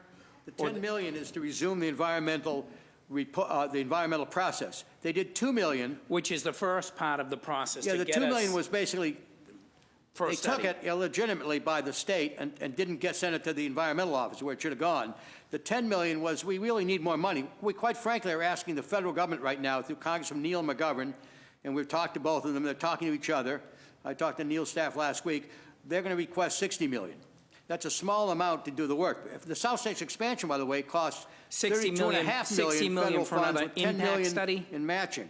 $60 million for another impact study from Neil? $60 million to complete the environmental documents, which is reasonable because the South State's expansion, a project that's not a good project and is not going to ever happen. So that was over 42. You know, So we're that's talking what we're about asking for. process. Does it need to be handled legislatively? Is this an issue where, I mean, do the legislators look at, maybe you can answer this, Gov, or whoever, like, is the legislature looking at this as, maybe a Boston benefit, and do we not have the legislature on board? They appropriated in the capital bond $10 million. They're on board. There's 110 legislators as of we talk, 85 state representatives, 25 senators in the North-South Rail Link Working Group. There's sort of a momentum here. There were 68 in May. Now there's 110. And they unanimously passed the $10 million. And I give credit not to Jamie Eldridge, but the idea actually came through us, to Mike DeCox and myself, through Tony Cabral from the South Shore, and he's the House Chair of the Bonding Committee. So the Speaker DeLeo, by the way, is in the North-South Rail Link Working Group. Okay, to get to your question. So this study gets us to a point where now the state is on board. The governor, when we say the state to me the state means legislature's the on board. legislature and the governor. So we need both of those bodies on board to get this package together, then bring it federally? No, the state legislature's done all they need to do. They gave the $10 million. We're looking for supplemental funds from the feds. We want the governor to ask for them, but if he doesn't, we want the congressman. After all, Representative Neal is chairman of Ways and Means. We're lucky in Massachusetts. Do we have anyone and on Congressman McGovern's transportation chairman anymore? of Rules. And they're Do we have both anyone members of on North-South Rail Link transportation Group, anymore? as are you. We do, and it's the congressman from South Boston. And Lynch is on transportation, correct? And we need you to sit down with the congressman from South Boston. Well, that's maybe, what can I do personally, and Governor, Well, you we just can talk answered it about right that there. after the hearing, too. Well, because, whatever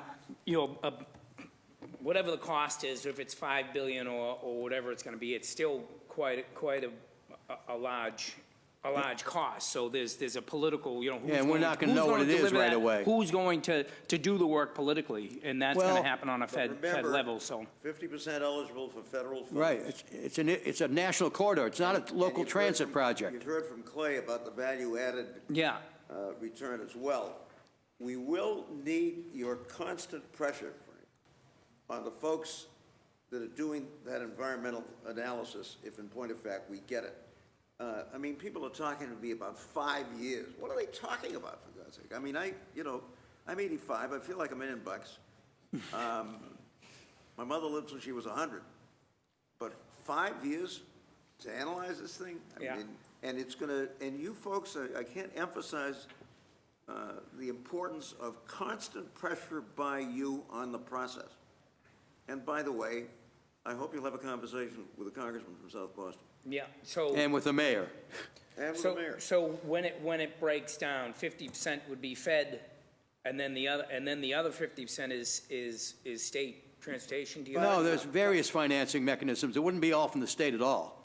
As Clay said, there's many other Well, I mean, things. as the city of Boston, I would be, if you know, whoever's the mayor, when I say when this happens, because I believe it's something that if we're going to be serious about transportation, then we need to make sure that this happens. And the efficiencies, like when you're thinking about it, just the efficiencies in being able to, you know, not have turnarounds at the end of these stubs. I was on Amtrak for a little while there, so I know a little bit about train movements. And my father, and basically I was fifth generation railroad when I got to the railroad.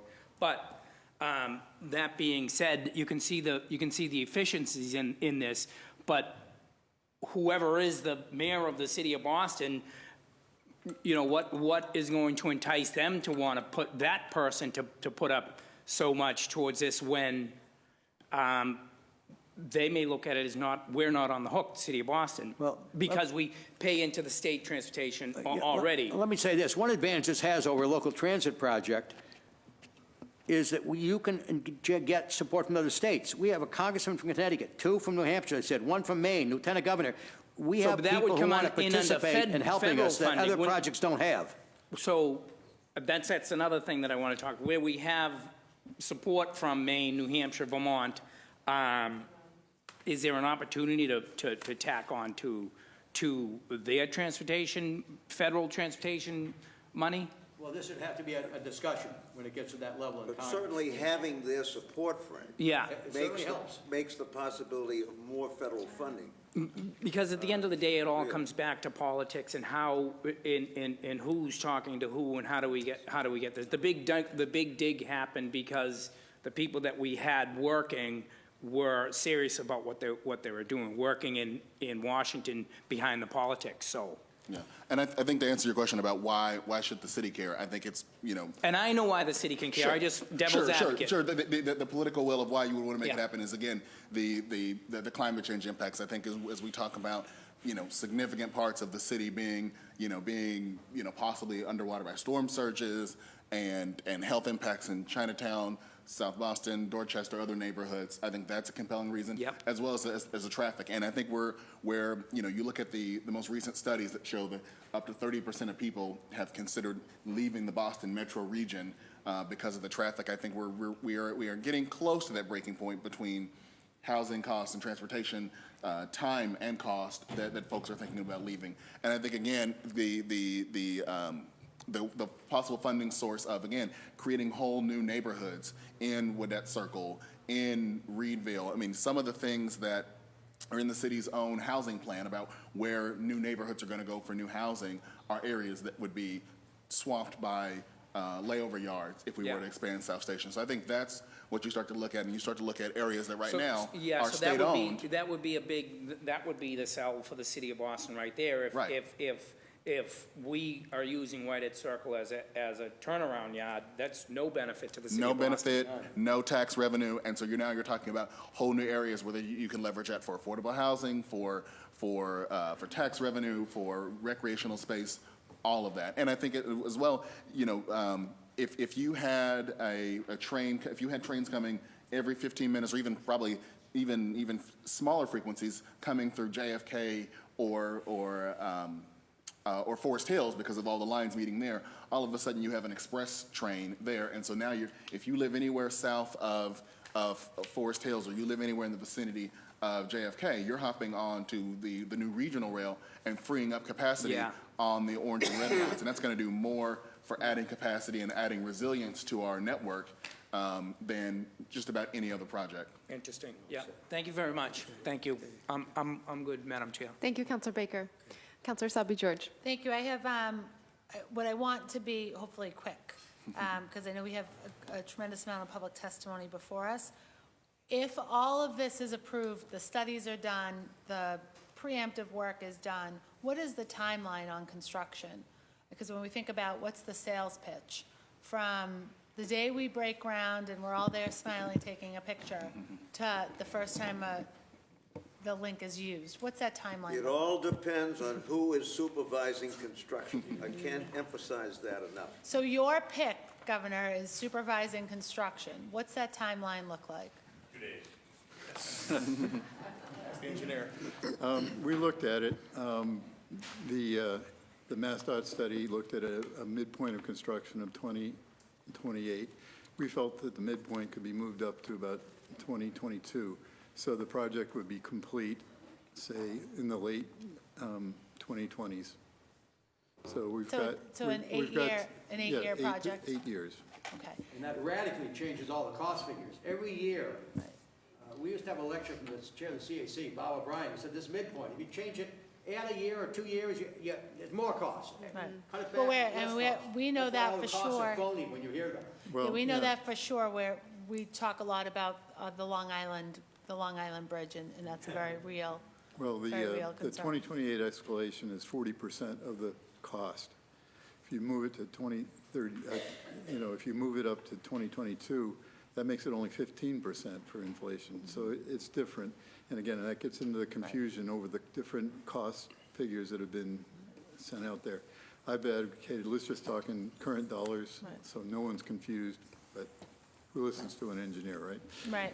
Madam Chairman, I have one, if I may interrupt, one suggestion. I'd love to see you as a body ask the governor for a meeting on this issue. You and the governor.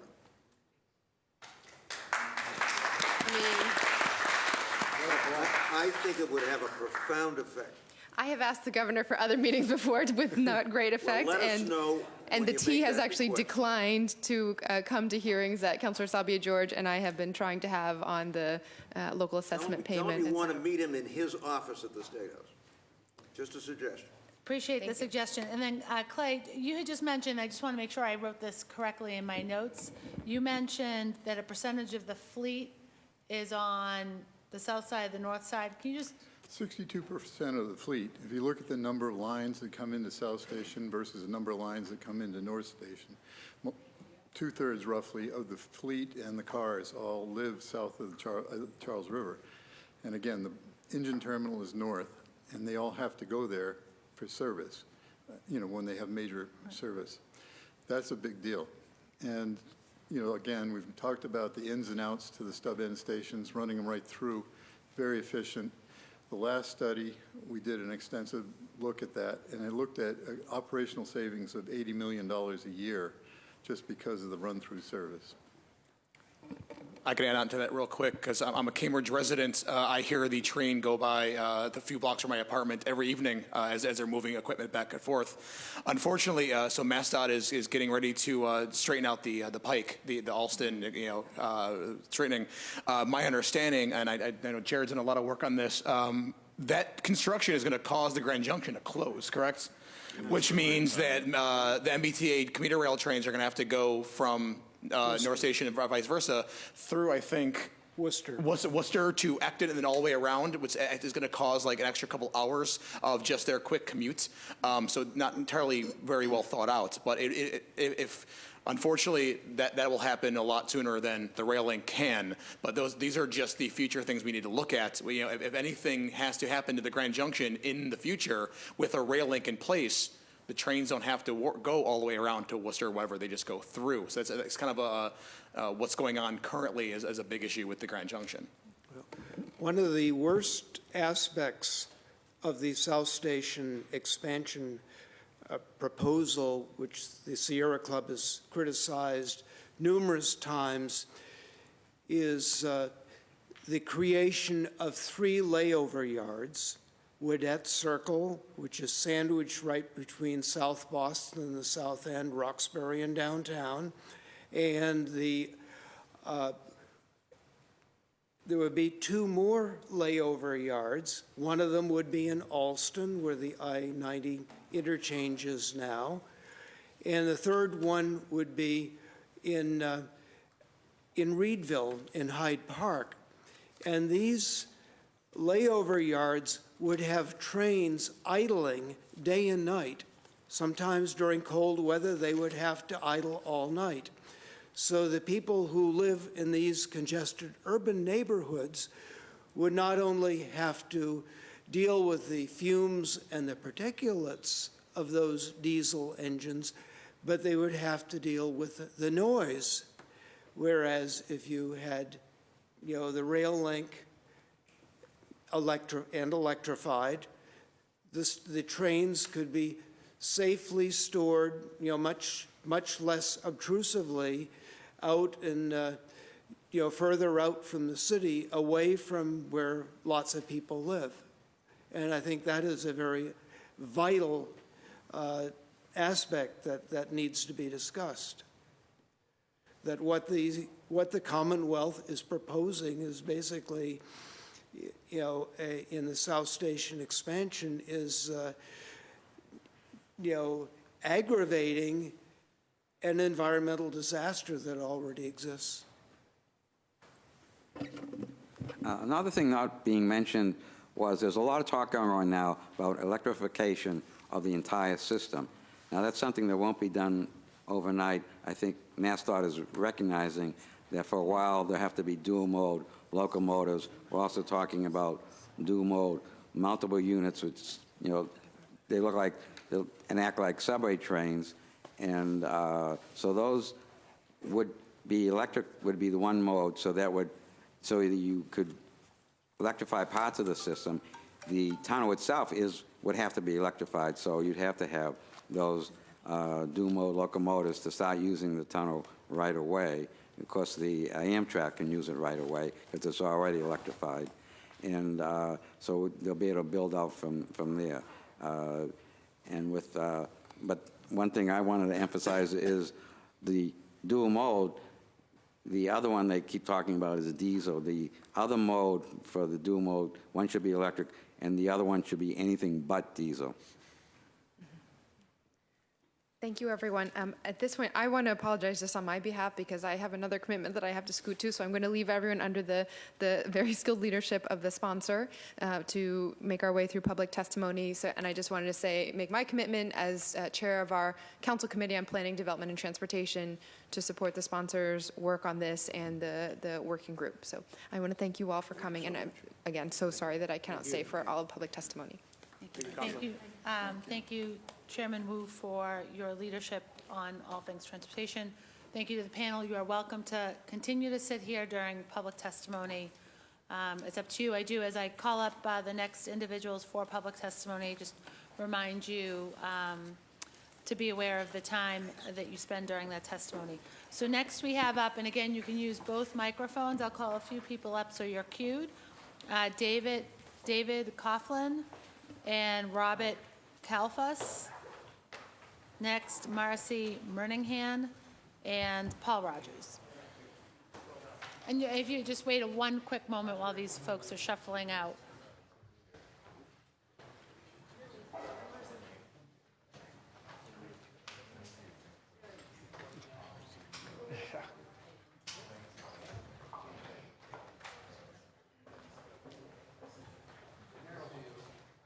David, we're ready for you. Thank you.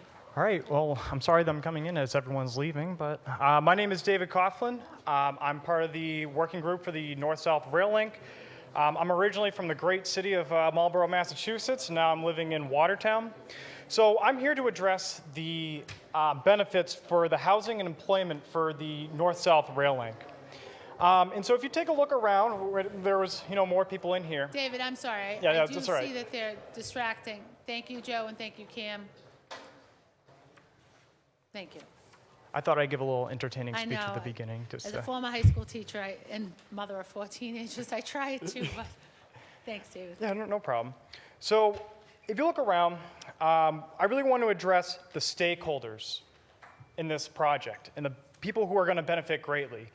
And those are going to be the college grads, the new hires, and the people of low income. And I'm here to represent the voice of those people. And so in the city of Boston, we have a lot of high-value jobs. And some have to travel through the city to get them. And in Boston, we have a very motivated workforce, but we have a very disconnected transportation system to get everyone where they need to be. And getting to these jobs is difficult. Direct access is limited, and there is, or it's just non-existent. Beyond that, there are delays, there's traffic, and just Boston mayhem.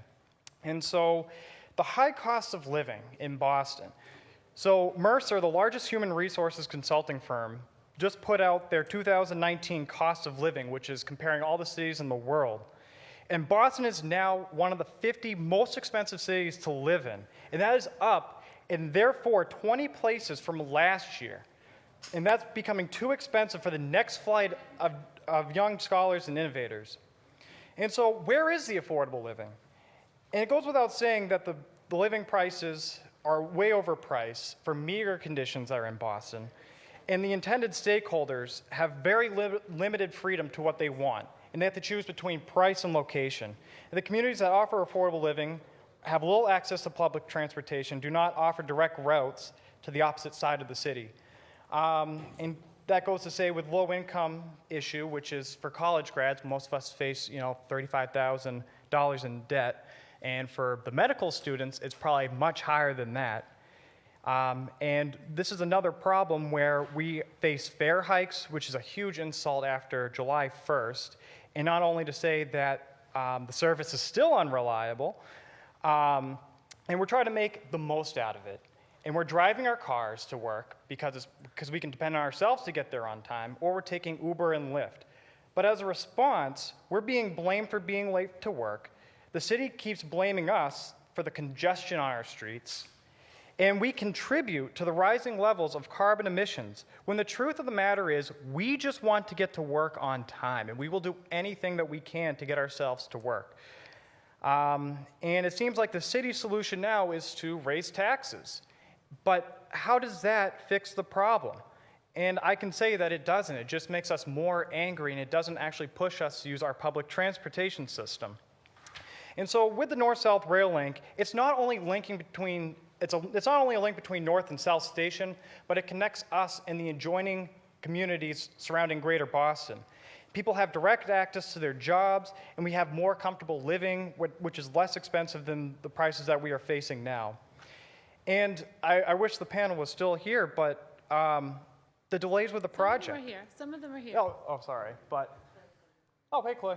Well, Clay's the greatest example, which is he's been putting 20 years into this project, and I'm 22. All right, so just to show the age of how long that this project has been being put off, and it's still not being done. And yet the MBTA is putting good money to tell us that this is a bad project and referring this as the next big dig. But when you call it the big dig, you're only discouraging and intimidating people into thinking that we don't need this project, when the truth of the matter is that we really do need it. But instead we do projects such as the South Station expansion, and in the state rail plan, there's nothing that mentions the North-South Rail Link.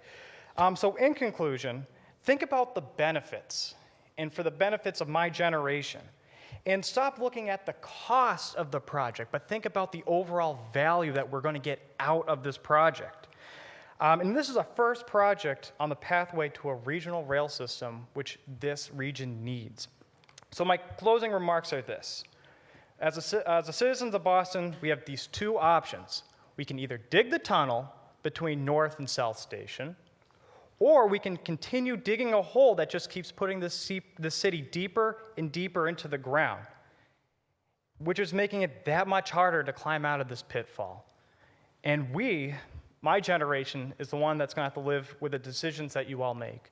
So I really appreciate everyone listening, and I hope everyone has a nice day. Thank you, David. Hi. I'm Robert Colfus. I live in Waltham, and I'm professor of economics at Middlesex Community College in Bedford and Lowell. So as one faces the situation of how you're going to get into Boston, and I don't commute, I just come in periodically for meetings and conferences and things like this event or tourism, you have a lesser of two evils. You have the traffic nightmare, the traffic and parking nightmare, or you have the public transportation nightmare. And I'd like the council, I wonder if the council has thought about, as even the best case scenario, it sounded like this was going to be like 5 to 10 years or 8 to 10 years before the first people would get on the, the new north-south rail link, is what will happen in that time to automobiles and cars. And the good news is that as cars get more and more electrified, that will help greatly with the pollution issues. So some of the things that people were talking about. And it's going to happen faster than people think. The other is the automation and the self-driving and how that will affect people's sort of decision about whether to drive in or take the T. So the two systems are really competing with each other. And if the public transportation continues to deteriorate without this north-south rail link, they're going to turn to cars. And automation and self-driving cars, and we're going to have this within a couple of years. And these ride-sharing services, they're going to have, what they call the robo-taxis. So it's going to be more and more convenient for people to use these things, so they're going to turn more and more to cars. And then there's been these nightmare scenarios where people can drive in, they can just get out of their cars, and then send their cars circling around looking for parking spaces. So you could actually have traffic just get worse and worse and worse with automated self-driving cars. So I hope the council is thinking about these things as they're putting this whole transportation picture together. The other thing is, if people don't have to pay attention to driving, they can sit in their cars and it can essentially be an office on wheels. So there's all kinds of things that you need to think about.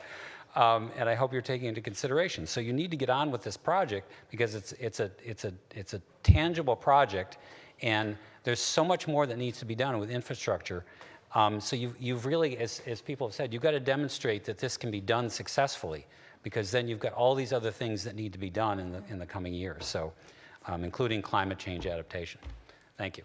Robert, thank you very much. Next we have Marcy and then Paul Rogers.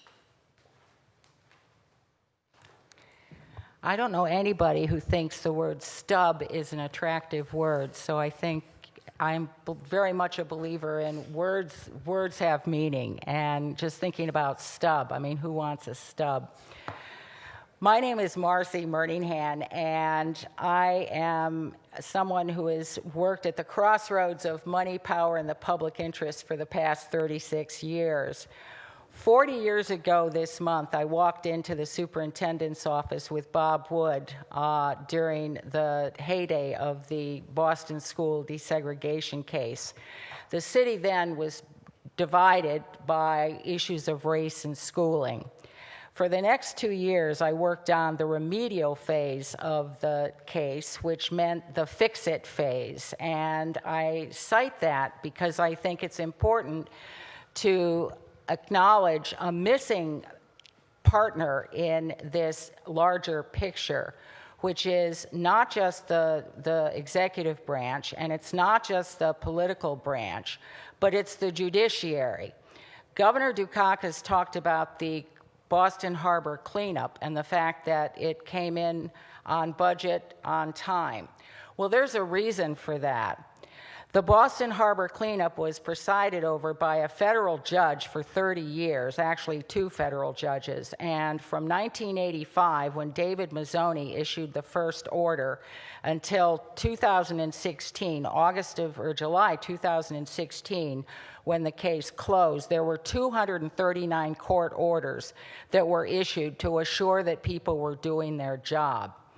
Now, I have done a lot of work over the years looking at how might the public interest be served by all branches of government, as well as the private sector and the so-called nonprofit sector. And I have to say that whereas 45 years ago this city was being torn apart by race and schooling, and the courts stepped in, not because they wanted to, but because they had to, because of the failure of local public leadership and local administrative capacity. 45 years later, the situation is reversed. The city council looks a lot different than the city council I remember in 1978.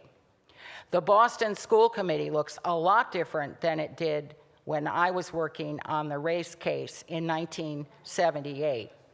at the executive and as executive managers and as public officials, the Boston form of self-governance, Boston government looks and behaves very differently than before. It's more inclusive, it's more diverse, and ready to tackle the divides that face this great city. In contrast to 40 years ago, it is the state, especially the state executive branch, that is missing in action with respect to the North-South Rail Link. You've heard from the prophets, the old white guys. These guys are prophets. They've been able to articulate a vision that many people were not able to articulate for decades. Now, you just heard from David Coughlin, who's a representative of the younger generation. There are many other people who are not here. They're probably stuck in traffic. Another prophet who spoke to Boston almost 400 years ago was Governor John Winthrop, who in a sermon that he gave on the good ship Arabella on its way to Massachusetts with the second largest group of immigrants in the nation's history, to land in these shores and form what would be then called the Massachusetts Bay Colony. He made reference to the eyes of the world are upon us. We shall be a shining city on a hill. You on the city council, in concert with members of Boston city government and other legislators that you heard here today, are in a position to help fulfill that covenant that John Winthrop issued almost 400 years ago. And instead of waiting for the courts to come in and kick ass and make things happen, excuse my French, this is an opportunity for collective action in the common good that speaks not just to a tunnel, but to a bridge across many of the other divides that divide not just the city of Boston, but the region and the entire Northwest, from Maine to Maryland to Washington. Thank you. Thank you, Marcy. I think it's Paul Rogers. Who's next? Then I have Matt, although Matt didn't check off to testify, Barry Bluestone. Barry Bluestone. Oh, Barry's on the panel. Sorry, thank you about that. James Rapace. Would you like to speak, James? Please, thank you. And then I also have Benjamin Pignatelli.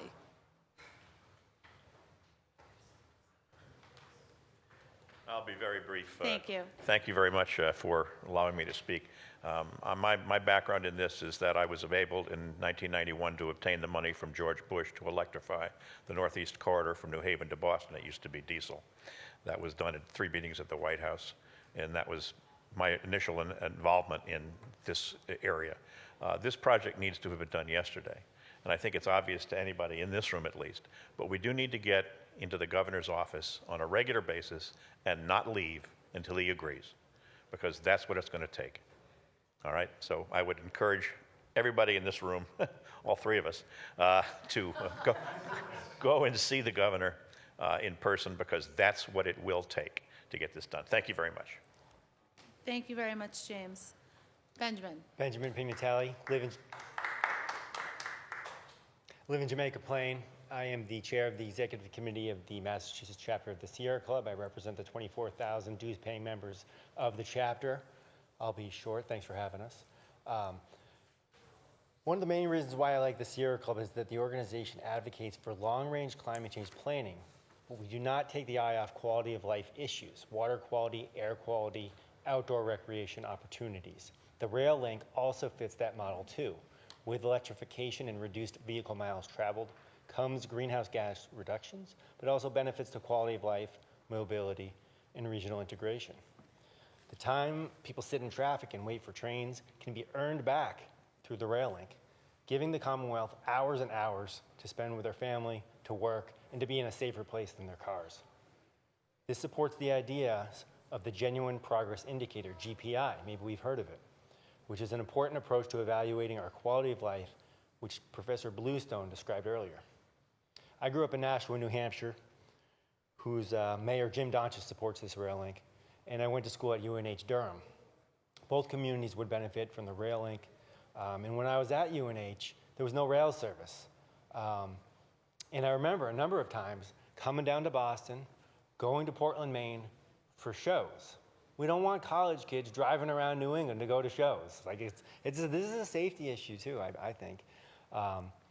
And as other people said, mobility in the Commonwealth is severely limited where people can live, and that just can't happen. So I thank you for hosting this and supporting this. Thank you very much, Benjamin. I have next Bill Malloy, and then David Hyman, maybe. Welcome. Good evening, Madam Chair. Councilor Flynn, thank you very much. My name is Bill Malloy. I'm a West End resident. And first off, I want to say I'm very much in support of the North-South Rail Link. That's the ultimate solution. But I think all of us here tonight, you can hear the frustration. We're sick and tired. We've been waiting a long, long time to reach this ultimate solution. And until we get the federal government, the state government, and city government, in sync, we're going to be waiting. So I just want to touch base on an interim solution. So we have something rather than nothing right now. And I want to introduce solar mobility transportation networks. There's currently legislation in the State House about it that Senator O'Connor, it's a bipartisan bill that others have supported as well. But this is, if you can envision, and I'm going to do this very quickly, this is similar to a monorail. This is above the ground, 30 feet above all traffic and congestion. There are pods that can maintain up to about 6 people, actually 6 people, excuse me, and can travel in an urban environment between 30 and 40 miles an hour. They can go right between North and South Station, again, as an interim solution until we can get to the final solution. This can be built within a year, and it doesn't require any city or state money. Let me repeat that again. It doesn't require any city or state money. It's all privately funded construction. It's privately operated without government subsidies. It will exceed 120 passenger miles per gallon. It will exceed safety performance of transportation modes already approved for use. That means buses, other trains, and cars. It will also gather more than 2 megawatts hours of renewable energy per network mile per day. That's the average. So you could have power stations for electric vehicles and so forth will be also offered. The big thing that for the city of Boston as an interim solution, 5% of gross revenues will come back to the city. It will go to any rights of way holders that are passed over to construct the system. So 5% of gross revenues will come back to the city.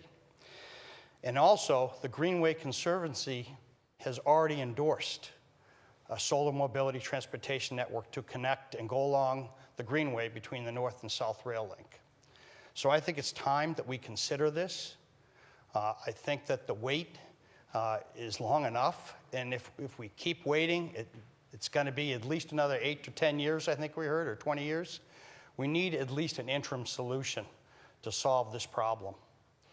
So thank you very much. I appreciate your time, and thank you for everyone waiting. Thank you very much. Thank you. And then I have last on my list, Robert Kearns.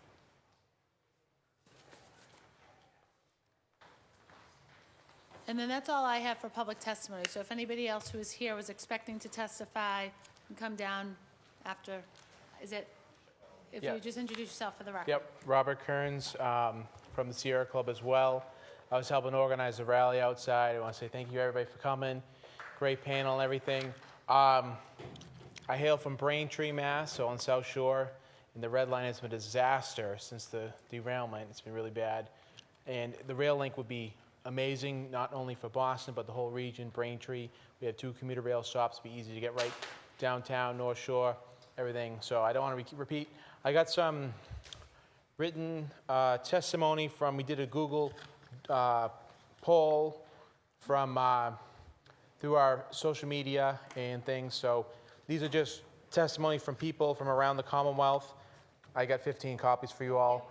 And that's just, it's not from us, but it's just what members of the public have been saying about the rail link and their support. So thank you so much. Thank you. Thank you, Robert. Introduce yourself for the Hi. record, please. B. Daniel Fairchild. I live in Medford. I work in Watertown. My commute is by bicycle, so this isn't for me directly, but we're in the hottest summer on record worldwide right now. And the next one is probably going to be hotter. It's going to keep getting worse. Individual occupancy cars are the least efficient mode of transportation there is. You can get a little bit better with electric, but they're still horrendously inefficient, carrying 2 tons of metal around to carry 1 person. So we need to get people out of cars. I have coworkers that live all around the region. Most of them live near commuter rail stations, but they don't take the commuter rail because the commuter rail doesn't work for them. It doesn't run at the right times. It doesn't run frequently enough that they can go home, pick up their kids from school, if that's at 2:30, 3 o'clock. It doesn't, if they want to stay in a bit later, this is not running anymore by then. It's just not a functional transit system. So having a system that's efficient, that runs frequently all day, would make that system usable for a huge number of people that now stick to cars. And we need to do that if we're going to survive the next century. Thank you. Thank you. Thank you. My name is Tom Connors. I live in Watertown. What I think one thing that, like Mike Dukakis has been working on this for decades, and it really hasn't moved forward at all. But I think now is different. I think there's a real difference, and I think the climate and the environment are a big part of that. These 100-degree temperature days, the lack of tree canopy, all these diesel locomotives just idling in yards, it's just not the future. And so when you start to look at, well, what is the future? It is doing what Europe is doing, which is electric trains that come every 5 or 10 or 15 minutes, and they run through the city, and it's kind of basic. And so I think it would be very important for a lot of city employees and city staff to go over on field trips and go write a report and look with your own eyes at how do they do it in other places and what can we learn from them. Because right now we're just depending upon Mass DOT, and what they have just demonstrated in that report they released last week is that they're not being an honest broker. The Transit Matters people and the North-South Rail people have put in a lot of work and can probably barely get a meeting, like that. And meanwhile, they're spending millions of dollars on consultants who write deceptive and basically they're not being honest brokers. And so it's very sad. We really do need a leadership change, because as I think the people, we would, like the workers, would love to be building these train improvements and would like to be riding on them. So if we can just get the governor out of his SUV being chauffeured up to Swampscott, what does he know about trains? He has no awareness. So we need a lot of city employees and to go and look at what these regional rail things are, and then come back and say, why can't we do that? Because I think we can do that here. I think the time is right, and especially with the climate change. We also should no more buying diesel locomotives, diesel buses. In Watertown, there's been electric streetcars, buses, electric trolleys for 50 years, or maybe 75 years. They've been having electric buses for a long time. So every neighborhood is part of just environmental justice. The fact that so many diesel buses all these school buses are belching diesel. Diesel is the worst thing that we should be having. So we should have a plan to electrify everything with renewable energy that comes from probably the Midwest or offshore. And so our whole economy should be electric, and get rid of all this diesel. And that would be better for everybody's health. And also we need to make protected bike lanes on all the streets so that you should be able to bike everywhere you want to go and take an electric train that's clean and safe. So thank you very much. Thank you very much. Hello, City Council. I'm just a resident of, my name's Kevin. I'm a resident of District 1 of Boston. I support the North-South Rail Link because it will connect the two stations that are deadlocked in between Boston. It's a 1 mile gap that needs to be connected to help serve various communities. Since District 1 has the North Station right there, connecting the two stations north and south would help to take cars out of the roads, especially during rush hour, so it reduces the amount of congestion, especially affecting Charlestown and East Boston. So supporting this would take cars off the roads, especially at those times, and it'll ease up traffic and congestion. So I'm here to say I support the North-South Rail Link and encourage you to support the North-South Rail Link too as well. Thank you, Kevin. Hi, my name's Evan Foss. I'm an engineer, and I live in Newton. I didn't used to. I actually moved there in part because I'm getting married in October, and we decided at least one of us should be able to walk to work because of how bad commutes are right now. Now, in taking the commuter rail for 7 years and looking at the commuter rail maps and seeing this gap where the North-South Rail Link should be, I just had one thought, and it's not a terribly technical one. If the on-ramp that connects any one of the highways to the other in the city of Boston didn't exist, people would have moved mountains to make it happen by now. And that's effectively all this is for the people who are trying to get from one area to another. It's being asked to wait 10, 20 minutes for another train, to then wait for 10, 20 minutes for another train, to then get back on the commuter rail network. It's an on-ramp. It's not a complicated thing, and if the right person was managing it, i.e. not the people in charge of MassDOT or the MBTA right now, it could be done efficiently. No, I hear people chuckling. I had to submit public comment to them because their station brightening program initially was going to paint and then fix cracks and leaks. If you don't understand that you shouldn't be painting over the cracks and leaks you're intending on fixing first, then you shouldn't be in charge of building anything. Thank you. Thank you, Evan. So I appreciate everyone being here this evening, our panel, as well as those giving public testimony, and my colleagues. Councilor Flynn, do you have closing remarks? I just want to say thank you to the panelists for being here, for the audience, for your testimony as well, providing great insight to us. It's an issue we'll continue to study and to learn from, and there's a lot of reading we have to do, but we appreciate your comments, and I was really appreciative of the Sierra Club for testimony. There were several that testified this evening, and that's my big issue is what impact does this have on the environment, especially the residents in my district, which are Chinatown, the Leather District, South Boston, the South End.